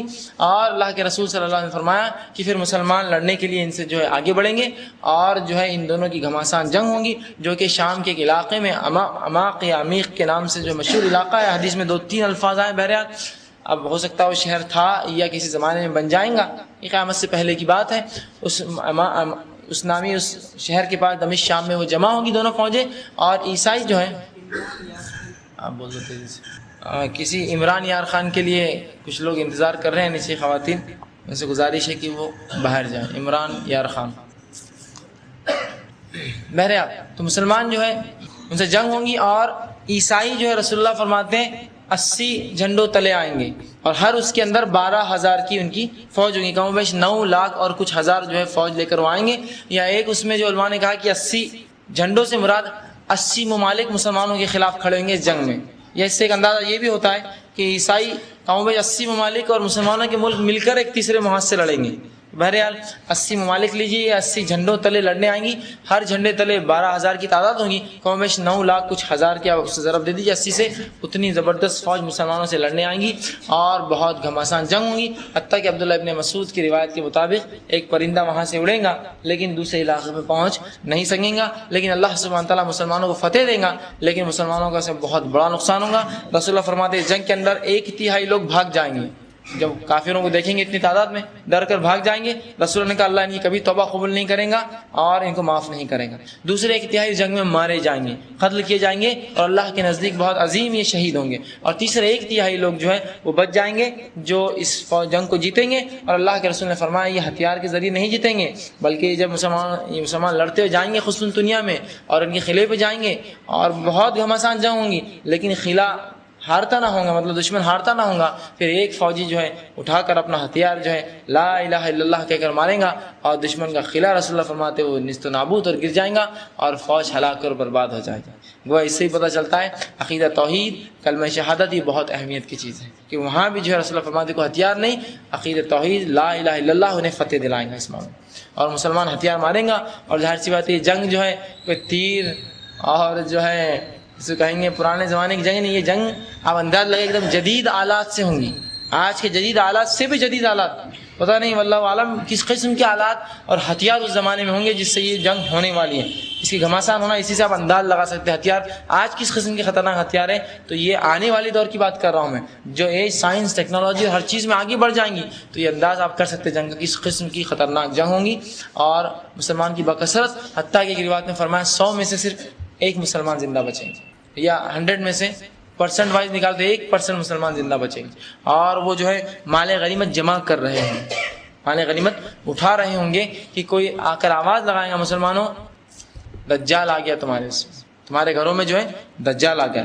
یہ دوسری روایت کے مطابق یہ تو جنگ کا معاملہ تھا، لیکن یہ جنگ کون لڑیں گا، کون اس جنگ میں شامل ہوگا، تو اس تعلق سے پھر دوسری حدیث میں یہ آتا ہے کہ اس سے پہلے اس جنگ سے پہلے جو ہے مسلمانوں جو ہے استنبول جو جیتیں گے یا پوری جنگ ہوں گی اس میں ان کا لیڈر کون ہوگا، تو اس تعلق سے دوسری روایت آتی ہے کہ مہدی کا ظہور ہوگا، اللہ سبحانہ تعالیٰ ایک شخص، اور جب یہ قیامت کا وقت ہوگا اور یہ علامتیں ظاہر ہوں گی جب مسلمانوں کی خلافت آ چکی ہوں گی، تبھی تو مسلمانوں کی ایک فوج اور یورپ کی ایک فوج ملیں گی، کچھ نہ کچھ ایسے پاورز ہوں گے یہ جو ایک دوسرے کی رسپیکٹ کرتے ہیں، سمجھے نا، کوئی ایک کمزور طاقت کا کوئی بہت بڑی طاقت عزت نہیں دیتی ہے، ایک رسپیکٹفل کب ہوتا ہے، جب عزت کب ملتی ہے، جب کچھ نہ کچھ برابر ہم جیسا ہو، مسلمانوں کی خلافت ہوں گی اور خلیفہ کا انتقال ہو جائے گا، اور مہدی جو ہوں گے رسول اللہ صلی اللہ علیہ وسلم فرماتے ہیں وہ شام سے نکل کے مکہ میں آئیں گے اور کچھ لوگ ان کا پیچھا کریں گے اور خلیفاؤں کے بیٹے میں اختلاف ہو جائے گا حکومت پر کون خلیفہ بنے گا، اور خوب وہ جھگڑیں گے، اور مہدی جو ہے مکہ آئیں گے اور حرم کے اندر تشریف لائیں گے، اور اس وقت ایک فوج نکلیں گے، لوگ کہیں گے کہ یہ مہدی جو ہے یہ شخص جس کے تعلق سے رسول اللہ فرماتے ہیں اس کا نام میرے نام جیسا اور اس کے باپ کا نام میرے باپ کے نام سے ہوگا اور یہ میری نسل سے ہوگا، رسول اللہ کے خاندان سے، نام محمد بن عبداللہ یا نام محمد یا احمد بن عبداللہ، دونوں میں سے کوئی ایک نام ہوگا، محمد بن عبداللہ یا احمد بن عبداللہ رسول اللہ کے خاندان سے ہوں گا، اور رسول اللہ فرماتے ہیں ناک نقشہ اس کا میرے جیسا نہ ہوگا، باقی نام وام اس کا حسب نسب مجھ سے آئیں گا، ناک نقشہ مجھ سے جو ہے اس کا الگ ہوں گا ہٹ کر، اور جو ہے اللہ سبحانہ تعالیٰ مہدی کو راتوں رات ہدایت دیں گے۔ اب انہیں مہدی کیوں کہتے ہیں، لوگ سمجھتے ہیں مہدی علیہ السلام تو کوئی تو بھی نبی ہے، مہدی یاد رکھیں مہدی کوئی نبی نہیں ہے، یہ غلط فہمی ذرا نکال دیجیے، اس کا ازالہ کیجیے، مہدی نبی نہیں ہے، مہدی کا معنی ہوتا ہے ہدایت یافتہ، جس کو ہدایت ملی، تو علیہ السلام سے اچھا ہے ان کے نام کے آگے لگانا ہدان اللہ، علیہ السلام سے بہتر لگانا ہے ہدان اللہ، اللہ ہدایت دے کہ اگر وہ ہمارے دور میں آئے تو ہم ان کی فوج میں شامل ہو، یہ معنی ہوتا ہے اس کا، ورنہ کہ تو جو ان سے برخلاف فوج میں شامل ہوں گا وہ سب ہلاک ہو جائیں گے، تو ہدان اللہ بولنا چاہیے، مہدی ہدان اللہ، اللہ ہدایت دے جب یہ آئے تو ہم ان کی فوج میں شرکت کریں اور شامل ہو، ان کے برعکس دشمنوں کی فوج میں شامل ہونے سے۔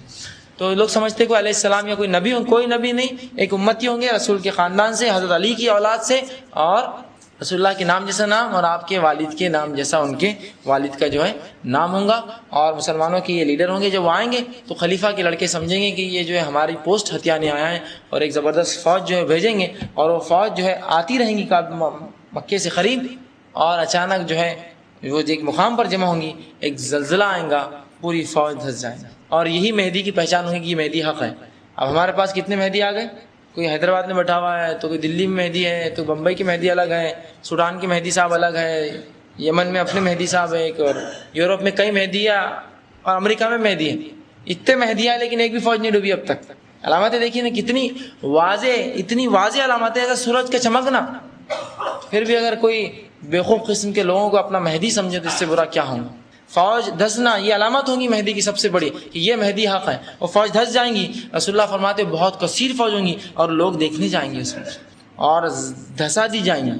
تو اللہ کے رسول صلی اللہ علیہ وسلم سے ایک صحابیہ نے پوچھا، اللہ کے رسول پھر خبر کون دیں گا یہ کہ یہ مہدی تھے اور فوج دھسی؟ کہا اللہ صرف ایک انسان کو زندہ چھوڑیں گا، وہ جا کے خبر دیں گا کہ فوج جو آئی تھی دھس جائیں گی، اور کہا بہت کثیر تعداد جمع ہوں گی جنگ کو دیکھنے، جو مہدی کے خلاف جو لوگ آئیں گے لڑنے، اور وہ لوگ بھی سب اس میں غرق ہو جائیں گے۔ تو صحابیہ نے اللہ کے رسول ان کا کیا گناہ ہوگا، وہ کیوں ڈوبیں گے اس فوج میں؟ تو کہا جب وہ اٹھیں گے اپنی اپنی نیتوں سے اٹھائے جائیں گے، مطلب جو لڑنے آئے تھے وہ برائی کی نیت سے اٹھیں گے، جو دیکھنے آئے تھے وہ اچھائی مطلب دیکھنے کی نیت سے اٹھیں گے، ہر شخص اپنی نیت سے اٹھایا جائے گا، اور اس کے بعد وہ دھسیں گے، اس کے بعد لوگ ایک کے بعد ایک سمجھ جائیں گے یہی مہدی برحق ہے۔ وہ ذرے دھسنے کے بعد فوج آ کر ان کے ہاتھ پر بیعت کریں گے، اور یہ جو واقعہ ہوگا یہ مدینے کے پاس جو ہے مقام احد کی جو جنگ ہوئی اس پہاڑ کے قریب ہی دھسیں گے، اور پھر لوگ سمجھ جائیں گے مہدی ہے، لوگ جوگ در جوگ آئیں گے، اور کعبے میں اللہ کے رسول فرماتے ہیں بیت اللہ اور مقام ابراہیم یا سنگ اسود اور مقام ابراہیم کے بیچ میں وہ کھڑے ہوں گے، لوگ ان کے ہاتھ پر بیعت کریں گے اور ان کی فوج میں شامل ہوں گے، اور وہی فوج پھر مشترکہ بن کے یورپ کے ساتھ مل کر جنگ کریں گی، اور اس کے بعد پھر وہ بغاوت ہونے کے بعد پھر یہی مہدی ہوں گے جو مسلمانوں کے لیڈر ان سے جنگ کریں گے، حتیٰ کہ اللہ کے رسول فرماتے ہیں مہدی جب آئیں گا وہ دنیا کو اس طرح سے خوشحالی سے بھر دے گا جس طرح اس سے پہلے وہ بدحالی سے برائی سے بھری ہوئی تھی، امن و امان ہر طرف ہوں گا، اور مہدی 5 7 یا 9 سال حکومت کریں گے، حدیث میں 3 الفاظ ہیں 5 7 یا 9، بہرحال جو بھی لے سب سے زیادہ 9 اور سب سے کم 5 سال ان کی حکومت ہوں گے۔ تو جب یہ 5 7 9 آتا ہے آپ اس کو اختلاف نہ سمجھے، ہو سکتا ہے 9 سال مکمل دور ہو، 7 سال اچھا دور، 5 سال بہت اچھا دور، تو 5 7 9 جو الفاظ آتے ہیں تو یہ مت سمجھیے ایگزیکٹ کیوں نہیں ہے، ایک دم ہو بہو آنا تھا نا، تو یہ اس طرح ہو سکتے ہیں کہ 9 بولے تو مکمل عرصہ، اور وہ جنگوں کا عرصہ بھی تو اس میں 9 میں ہی ہے، اور 7 اچھا عرصہ اور 5 بالکل بہترین عرصہ، ایسا بھی معنی ہو سکتا ہے۔ بہرحال تو وہ حکومت کریں گے اور اس کے بعد مسلمانوں کے ساتھ جنگ کریں گے، قسطنطنیہ دنیا کو جیتیں گے، اور اس کے بعد جو ہے وہ سارا معاملہ چلیں گا مسلمان جنگ، اور بہت کم لوگ بچیں گے، اور یہی مہدی کے دور میں کیا ہوگا پھر جب وہ جنگ جیت چکے ہوں گے آواز آئیں گی کہ مسلمانوں تمہارے گھر میں دجال آیا، مسلمان رسول اللہ فرماتے مال غنیمت چھوڑیں گے اور گھروں کی طرف بھاگنا شروع کریں گے، اس لیے کہ ان کو اپنا عقیدہ اپنے گھر والے پیارے ہوں گے، اور دجال کا فتنہ چونکہ اتنا سخت ہوگا اور انہوں نے یہ سن رکھا ہوگا، جب ہی وہ اٹھ کے فوراً بھاگنے لگیں گے، اور رسول اللہ فرماتے 10 لوگ تصدیق کے لیے آگے جائیں گے، اور میں ان کے چہرے،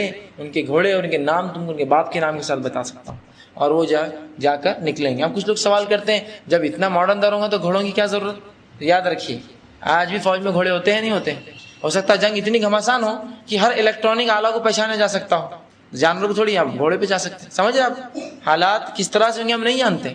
رسول اللہ فرماتے قیامت سے پہلے سب سے اچھا سرمایہ بکریاں ہوں گی، آج تو پیپر کرنسی ہے، الیکٹرانک کرنسی، بکریاں کیسا سرمایہ ہوں گی، لیکن ایک زمانہ آئے گا، اور آج کے حالات دیکھیے نا، بکریاں سب سے اچھا سرمایہ ہے نا۔ کتنا بڑا ایک بینک تھا AIG ابھی ڈوبا نا، امریکن انٹرنیشنل گروپ، اور پورا بینک کولیپس ہو گیا، بینکرپسی، الیکٹرانک فارم میں پیسہ تھا، جس کے ہاتھ پیسہ کیش تھا کہ ہاتھ میں کوئی نوٹ کی شکل میں تھا، الیکٹرانک پیسہ تھا، الیکٹرانک طور سے گل ایواپوریٹ ہو گیا پورا کے پورا، $185 بلین ایک دن میں ختم ہو گیا۔ تو آپ سب سے سرمایہ کیا ہے انسان کے پاس جو اس کے پاس تھا؟ تو ہو سکتا ہے قیامت سے پہلے حالات ایسے ہو جائے کہ کسی پہ کوئی بھروسہ نہیں ہو، تو بکریاں ہی سب سے اچھا سرمایہ بن جائیں گی، پھر سے دور آ جائیں گا ایسے۔ بہرحال تو یہ چیزیں قیامت سے پہلے حالات بدلتے جائیں گے، ایسے حالات ایک جیسے نہیں رہیں گے ہر دور۔ پھر رسول اللہ فرماتے کہ وہ جو حکومت کریں گے، اور اس کے بعد جو ہے وہ ان کے گھوڑوں کی میں نشان اور ان کے باپ کے نام بھی میں تم کو بتا سکتا ہوں، اور وہ پہنچتے ہوں گے، جب گھر پہنچیں گے تو خبر آئیں گی جھوٹی خبر تھی، کسی نے نہیں کہہ دیا۔ مسلمان تاکید کریں گے آئندہ کوئی ایسی جھوٹی افواہیں نہیں پھیلائیں گا، اور اس تاکید کے ساتھ مسلمان لوٹ کر واپس جائیں گے اور اپنی تلواریں مال غنیمت وہاں سے لے کر جو واپس آتے رہیں گے۔ دوسری بار بھی راستے میں خبر آئیں گی دجال آ گیا، اور اس بار رسول اللہ فرماتے یہ خبر حق ہوں گی اور سچی خبر ہوں گی، اور مسلمان فوراً جو ہے لپک پڑیں گے اپنے گھروں کی طرف، اور وہ جو ہے وہاں پہنچ جائیں گے اپنے گھروں کے پاس، اپنے گھروں کی حفاظت کے لیے۔ ٹھیک ہے، اب دجال جس کے تعلق سے ہم بار بار سنتے ہیں، یہ ہے کیا؟ کانا دجال اور اس طرح سے جو ہے بہت سے اس کے ناموں سے پہچان، یہ ہے کیا؟ کچھ لوگ عجیب باتیں میں نے بھی سن رکھی ہے، آپ نے بھی سنی ہوں گی۔ دجال بولے تو بولے ایک آنکھ کا ہوں گا، ٹھیک ہے ایک آنکھ کا، تو بولے وہ یہ ہے، بولے یہ کیمرہ ایک آنکھ دیکھو، وہ ٹی وی ایک آنکھ کی، یہ کتنی بڑی اسکرین ہے نا، 2 کان رہتے بولے یہ ایک آنکھ، دجال کے تعلق سے بھی ہم کو علم نہیں کیا ہے. دجال رسول اللہ صلی اللہ علیہ وسلم فرماتے ہیں کہ آدم علیہ السلام سے لے کر قیامت ختم ہونے تک سب سے بڑا فتنہ جو اس دنیا میں ہوگا دجال ہوگا. حتیٰ کہ قبر کے فتنے سے بھی بڑا فتنہ ہوگا دجال. اتنا خطرناک فتنہ دجال, بہت بھیانک فتنہ ہوگا, اتنا کہ مسلمانوں کا ایمان بچانا مشکل ہو جائیں گے, اور کمزور ایمان والے فٹافٹ ختم اسلام سے نکل کے کفر میں چلے جائیں گے. بہت خطرناک فتنہ ہوگا. اور یہ ایک انسان ہوگا جس کی ساری تفصیلات حدیث میں آتی ہیں, شکل و صورت, اس کے ماں باپ, اس کی حیت, اس کی پیدائش, دکھنے میں, اور ساری اتنی تفصیلات آتی ہیں. رسول اللہ فرماتے ہیں کہ دکھنے میں جو ہے اس کا کلر لال ہوگا, وہ قسم کے جو ہوتے ہیں, اور اس کی ڈیل ڈال بہت صحت مند ہوگا, اور اس کی گردن بہت موٹی ہوں گی, اور اس کی ایک آنکھ جو ہے خراب ہوں گی, جو کہ ایک انگور کے دانے کی جیسی گھومتے رہیں گی. دوسری آنکھ سے دیکھتا ہوں گا, سر پہ لفظ لکھا ہوں گا کافر, کافر. ہر مومن جس کے پاس تھوڑا بھی ایمان ہوگا پڑھ لیں گا, دوسرے لوگ نہیں پڑھ سکیں گے اس کو. کافر لکھا ہوا ہوں گا, اور گھنگرالے اس کے بال ہوں گے, اور بڑی اس کی حیت کے تعلق سے, اور یہودی اس کے ماں باپ ہوں گے, اور ان کے نکاح کے 30 سال بعد وہ پیدا ہوا ہوں گا, اور فلاں بڑی تفصیلات. یقینا اتنا وقت نہیں ہے. بہرحال اس سے جو پتہ چلتا ہے وہ ایک شخصیت ہے. ٹی وی یہ سب دجال نہیں ہوتا کچھ, ٹھیک ہے. وہ ایک شخصیت ہے, پیدا ہوں گی, یہودی ماں باپ, اور ساری تفصیلات جو حدیث کے اندر آ رہی, یہ اسی کی طرف جو ہمارا اشارہ لے جا رہا ہے. اسی طرح جو ہے دجال کا ظہور ایسے وقت ہوگا جب مسلمان بالکل بے فکر ہوں گے. جنگ جیت کر انسان کتنا بے فکر ہوتا ہے, ایک دم اچانک وہ ظہور ہوگا. اور رسول اللہ فرماتے ہیں وہ جو ہے خراسان سے ظاہر ہوگا, چھپا ہوا وہ کہیں تو بھی اس طرف ہے, جزیرے جس کو بولتے ہیں ہندوستان کا جو سمندر ہے اس میں, یا اس کے نچلے علاقے میں, یا یمن کے علاقے میں. ایک روایت میں آتا ہے یمن سے لے کر ہندوستان کا جو سمندر ہے اس میں جو ہے بحر ہند جس کو بولتے ہیں ہم, انڈین اوشن جس کو بولتے ہیں, اس کے اندر کہیں اس کا جو ہے ٹھکانہ ہے. لیکن جب ظاہر ہوگا تو کہاں سے ہوگا؟ خراسان جس کو بولتے ہیں. آج کے دور میں جو ہے ازبکستان, قزاقستان, ترکمانستان جو 3-4 ملک تھے, اس زمانے میں حکومتیں یا سلطنت خراسان ہوا کرتی تھی, ٹھیک ہے. تو وہاں سے وہ ظاہر ہوگا, اور 70,000 یہودی جو اصفہان ایران کا ایک شہر ہے اصفہان, وہاں کے 70,000 یہودی اس کے لیے پہلے سے تیاری کر چکے ہوں گے, اور خراسان سے وہ نکلیں گا, اور یہ لوگ مل کر پھر پورا جو ہے دنیا کے اندر جو ہے تماشا مچائیں گے, اور سارے جو ہے کام کریں گے. تو وہ اس کا ظہور ہوگا. اسی طرح جو ہے اس کے تعلق سے اللہ کے رسول صلی اللہ علیہ وسلم نے ایک بار, صحابہ کہتے ہیں کہ رسول اللہ صلی اللہ علیہ وسلم نے ہمیں دجال کے بارے میں بتایا, اور ایسا بتایا, صحابہ کہتے ہیں کہ ہمیں ڈر لگنے لگا کہ کہیں پیچھے جھاڑوں میں نہ ہو, اور ہم ڈرنے لگے کھجوروں کی جھاڑوں میں نہ ہو. تو اللہ کے رسول صلی اللہ علیہ وسلم نے جب ہمیں دیکھا تو کہا تم ڈر رہے ہو؟ تو کہا اللہ کے رسول آپ نے اتنا بتایا ہمیں کہ ہم ڈرنے لگے. اور حدیث میں آتا ہے رسول اللہ نے اس دن فجر سے لے کر ظہر سے لے کر عصر سے لے کر مغرب تک علامت قیامت بتائی صحابہ کو, ایک ساتھ پورا دن صرف درس دیا علامت قیامت مسجد میں. صحابہ کہنے لگے کہ ہمیں ایسا ڈر لگا کہ صاحب پیچھے چھپا ہوا, ہم نکلنے کو ڈرنے لگے. رسول اللہ کیا تم ڈرتے ہو اس سے؟ تو کہا اگر میرے ہوتے ہوئے آ گیا تو تم بے فکر ہو, میں اس کے لیے کافی ہوں. تو یہ حدیث میں لیکن ایک نقطہ بہت امپورٹنٹ ہے, اہم ہے, کہ رسول اللہ نے اس چیز کا اظہار کیا کہ میرے دور میں بھی آ سکتا ہے, تبھی تو کہا آ گیا تو میں دیکھ لوں گا اس کو, لیکن اگر میں چلا جاؤں تو انشاءاللہ مسلمانوں کو اللہ ایسی طاقت قوت تقویت دیں گا, اس سے نپٹ لیں گے. تو اس سے یہ حدیث سے ایک بات کا اور چیز جو ظاہر ہوتی ہے وہ یہ کہ رسول اللہ کا میں سنبھال لوں گا, مطلب یہ ڈر تھا کہ ان کے دور میں بھی وہ آ سکتا ہے, تبھی تو کہا کہ میں کافی ہو جاؤں گا اس کے لیے, تم ڈرو مت. اور اس کے بعد ایک واقعہ ہوا, یہ حدیث میں جو رسول اللہ نے صبح سے لے کر شام تک علامات قیامت بتائی, اس کے بعد صحابہ فرماتے ہیں کہ ایک شخص پھر جو ہے مدینہ آیا اور رسول اللہ سے باتیں کرنے لگا, اور رسول اللہ اس دن نماز کو دیر سے آئے. ہم نے کہا اللہ کے رسول آپ کہاں رک گئے تھے؟ تو کہا تمیم جو ایک اداری بول کے ایک شخص تھے, وہ عیسائی تھے, بعد میں اسلام قبول کیا, اس نے مجھے, اس کی باتوں نے مجھے روک رکھا تھا.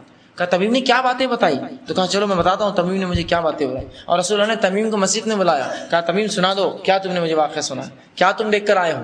تمیم بیٹھے اور کہا اللہ کے رسول صلی اللہ علیہ وسلم ہم جو یہاں سے نکلے کشتی میں اور سفر پہ تھے, اچانک ایک طوفان آیا اور مہینہ بھر اس طوفان ہماری کشتی پھنسی رہی, اور اس کے بعد ایک جزیرے پہ جا کر کشتی نے ہم کو جو طوفان نے پٹک دیا. ہم وہاں سے اترے اور جزیرے پہ جب گئے تو ایک شخص کو دیکھا, ایک روایت میں عورت کا لفظ ہے, ایک روایت میں ایسا شخص, ایسا جانور یا ایسا انسان جیسا, نہ اس کا اگلا سمجھتا نہ پچھلا سمجھتا, اور اتنے بال اس کے جسم پر تھے کہ نہ اس کا چہرہ دکھتا نہ اس کی پیٹھ دکھتی, نہ اس کا اگلا کیا ہے نہ پچھلا کیا ہے, اور پورا جسم پر اس کے بال تھے. تو ہم نے کہا اللہ کے رسول کیا ہے شخص تجھ پر لعنت ہو, کون ہے تو اتنا غلیظ دکھتا ہے؟ تو کہا وہ سب چھوڑو, میں کون ہوں؟ میں جاسوس ہوں. یا ایک روایت میں آتا جساسا اس نے نام کہا, یا ایک میں آتا جاسوس کا, اس کی میں جاسوس ہوں. کہا میرا آقا تمہیں بلاتا ہے. ہم اس کے پیچھے چلے, اب کچھ آرا بھی نہیں تھا, ہم اس کے پیچھے چلے, وہ ایک غار تک ہمیں لے گیا. جب ہم غار میں پہنچے تو ایک شخص کو ہم نے دیکھا جو بندھا ہوا تھا زبردست بیڑیوں میں, اور اس قسم سخت تھا, لیکن پھر بھی اچھلتا اور کودتا تھا اور ہلچل کرتا تھا. اور اس نے پوچھا تم کہاں سے آئے ہو؟ ہم نے پوچھا شخص تجھ پہ لانا تو کون ہے؟ تو کہا وہ سب چھوڑو, میں کون ہوں, مجھ سے بتا تم کہاں سے آئے ہو؟ تو کہا ہم فلاں جزیرہ عرب سے آئے تھے. کہا کیا ہوا نبی آئے ہو؟ جو آخری نبی کہاں آ گئے؟ کہا ان کی دعوت لوگوں نے قبول کی. کہاں قبول کی؟ تو کہا یہ تمہارے لیے حق میں بہتر تھا. اور خوب ہلنے لگا، حتیٰ کہ اس کے بیڑیوں میں بھی وہ ہلچل کرنے لگا. صحابہ کہتے اور اچھلنے لگا، وہ تمیم کہتے اچھلنے لگا زمین و آسمان کے بیچ میں، اتنا خوش تھا. کہا کہ اب میرے آزادی کا وقت آ چکا ہے اور میں دجال ہوں، اور نبی کا ظہور ہونا اور لوگوں کا ان پر ایمان لانا، بس اب میرے نکلنے کا وقت نزدیک ہے. اور چند باتیں اس نے پوچھی کہ فلاں دریا کا پانی باقی ہے؟ تو کہا اس دریا میں پانی ہے. تو کہا اب نہیں رہیں گا. پھر کہا کھجوریں آتی ہے تمہارے؟ کہاں. تو کہا اب وہ نہیں آئیں گی. ٹھیک ہے. اور فلاں سوالات کیے اور بڑا خوش ہوا اور کہا کہ اب میرے نکلنے کا وقت بہت نزدیک ہے. رسول اللہ نے کہا دیکھا کل میں تم سے نہ کہتا تھا کہ دجال ہے؟ اور جو ہے رسول اللہ صلی اللہ علیہ وسلم نے کہا کہ دیکھو تمیم نے میری بات کی تصدیق کی. اور رسول اللہ نے ممبر کے پاس جو ہے مسجد نبی میں ہاتھ مارتی مار کہا ھذا طیب ھذا طیب، کہ یہ مدینہ طیب ہے، یہاں دجال داخل نہیں ہوں گے انشاءاللہ. اس لیے مدینہ کو طیبہ کہتے ہیں کہ اس میں دجال داخل نہیں ہوں گا، اور اس کے اندر منافق اور کافر بھی نہیں گے، سب اس کے پیچھے لگ جائیں گے دجال کے، صرف مومن ہی رہ سکیں گے اس میں. تو کہا یہ طیب ہے یہ جگہ، مطلب جو مدینہ یا مکہ میں رہا وہ دجال کے فتنے سے محفوظ رہا، اس لیے وہاں وہ مدینہ یا مکہ میں دجال کا فتنہ نہیں پہنچیں گا. حتیٰ کہ مدینہ کے منافق اور کافروں کو جب دجال آئیں گا وہ باہر ہی رکیں گا، آواز دیں گا، مدینہ اور مکے میں جو ہے زلزلہ آئیں گا اور سارے کافر منافق نکل کے باہر چلے جائیں گے خود بخود، اور اس کے پیچھے لگ جائیں گے. تو دجال نکلیں گا، اس کے ماں باپ یہودی ہوں گے. ایک روایت میں آتا ہے کہ اللہ کے رسول صلی اللہ علیہ وسلم جانے لگے، ایک بچہ کھیل رہا تھا. رسول اللہ صلی اللہ علیہ وسلم نے دیکھا سارے بچے ہٹ گئے، وہ ہٹا نہیں اور کھڑا رہا. رسول اللہ نے کہا کہ کیا بات ہے تم کیوں کھڑے ہو؟ ناراض ہوئے اللہ کے رسول. تو کہا کیا تم مجھ پر ایمان لاتے ہو؟ عمر ابن خطاب نے کہا اللہ کے رسول آپ ہٹے، اس کی گردن مار دیتا ہوں. کفر کیا نا، نبی کے سامنے کہتا ہے کہ کیا تم مجھ پر ایمان لاتے ہو؟ میرے رسول نے ابن سیاد اس کا نام تھا، ابن سیاد، کہا کیا تم مجھ پر ایمان لاتے ہو؟ رسول نے کہا اسے چھوڑ دو، اس لیے کہ عمر جو تم اس کو اگر وہ سمجھ رہے ہو دجال تو تم اس پہ قابو نہیں کر سکتے، تمہارے بس کی بات نہیں اس کو ختم کرنا، اور اگر وہ نہیں ہے تو چھوڑ دو، پھر کئی کو مارتے ہو اس کو. چھوڑ دیا رسول اللہ نے. ایک روایت میں کہ آپ صلی اللہ علیہ وسلم کو اس پہ شک ہوا، صحابہ نے کہا کہ وہ ابن سیاد دجال ہے، چونکہ رسول اللہ نے اتنی صفتیں بتائی تھی. یہودی ماں باپ ہوں گے، اس کی ماں بہت زیادہ صحت مند ہوں گی، حتیٰ کہ جو ہے اس کی ناک ٹیڑھی قسم کی ہوں گی، اور اس کی کمر بہت بڑی ہوں گی، اور اس کا باپ اس طرح سے ہوگا 30 سال بعد پیدا ہوا ہوں گا، اور کافی عرصے تک ماں کے پیٹ میں رہوں گا، 9 مہینے سے زیادہ، اور پھر اس طرح کی باتیں. رسول اللہ دیکھنے گئے اس شخص، اور اللہ کے رسول عمر ابن خطاب کے ساتھ گئے اور کھجوروں کے جھاڑوں کے پیچھے چھپ کر دیکھنے لگے. تو اس کی ماں نے دیکھ لیا کہ ابن سیاد محمد جو ہے تمہارا جو تعاقب میں تمہارے پیچھے لگے ہیں. تو اس نے آنکھیں کھول دی. اللہ کے رسول صلی اللہ علیہ وسلم نے کہا تجھ پر لعنت ہو. تو کہا، اور اللہ کے رسول سے اس نے کلام کیا. رسول اللہ صلی اللہ علیہ وسلم کو جانچنے کے لیے کہا کیا تو جانتا ہے میرے دل میں کیا ہے؟ سوال کرنے بہت سی بات چیت ہوئی. سوال کیا اللہ کے میرے دل میں کیا ہے؟ تو اللہ کے رسول صلی اللہ علیہ وسلم پہ اسے کچھ وقت پہلے کچھ سورۃ دخان کی آیتیں نازل ہوئی تھی بالکل. تو اس نے کہا الدخ تیرے دل میں محمد دخان ہے، سورۃ دخان کی آیتیں تھی. رسول نے کہا تجھ پہ لعنت ہو، تو اپنے منصوبوں میں کبھی کامیاب نہیں ہوں. اور وہاں سے نکل کے اللہ کے رسول صلی اللہ علیہ وسلم چلے گئے. صحابہ اس کو بھی دجال مانتے تھے چونکہ اس کی صفت، بہرحال وہ دجال چھوٹا تھا، مطلب وہ دجال نہیں تھا جو تمیم نے جو وہاں دیکھا، وہ دجال بڑا ہے. اور رسول اللہ نے فرمایا 30 دجال آئیں گے قیامت سے پہلے، 30 پورے چھوٹے بڑے. تو یہ ابن سیاد بھی چھوٹا ہوگا، بہرحال وہ بڑا دجال نہیں تھا، لیکن وہ بھی ایک صفت کتاب و سنت میں آتی ہے. تو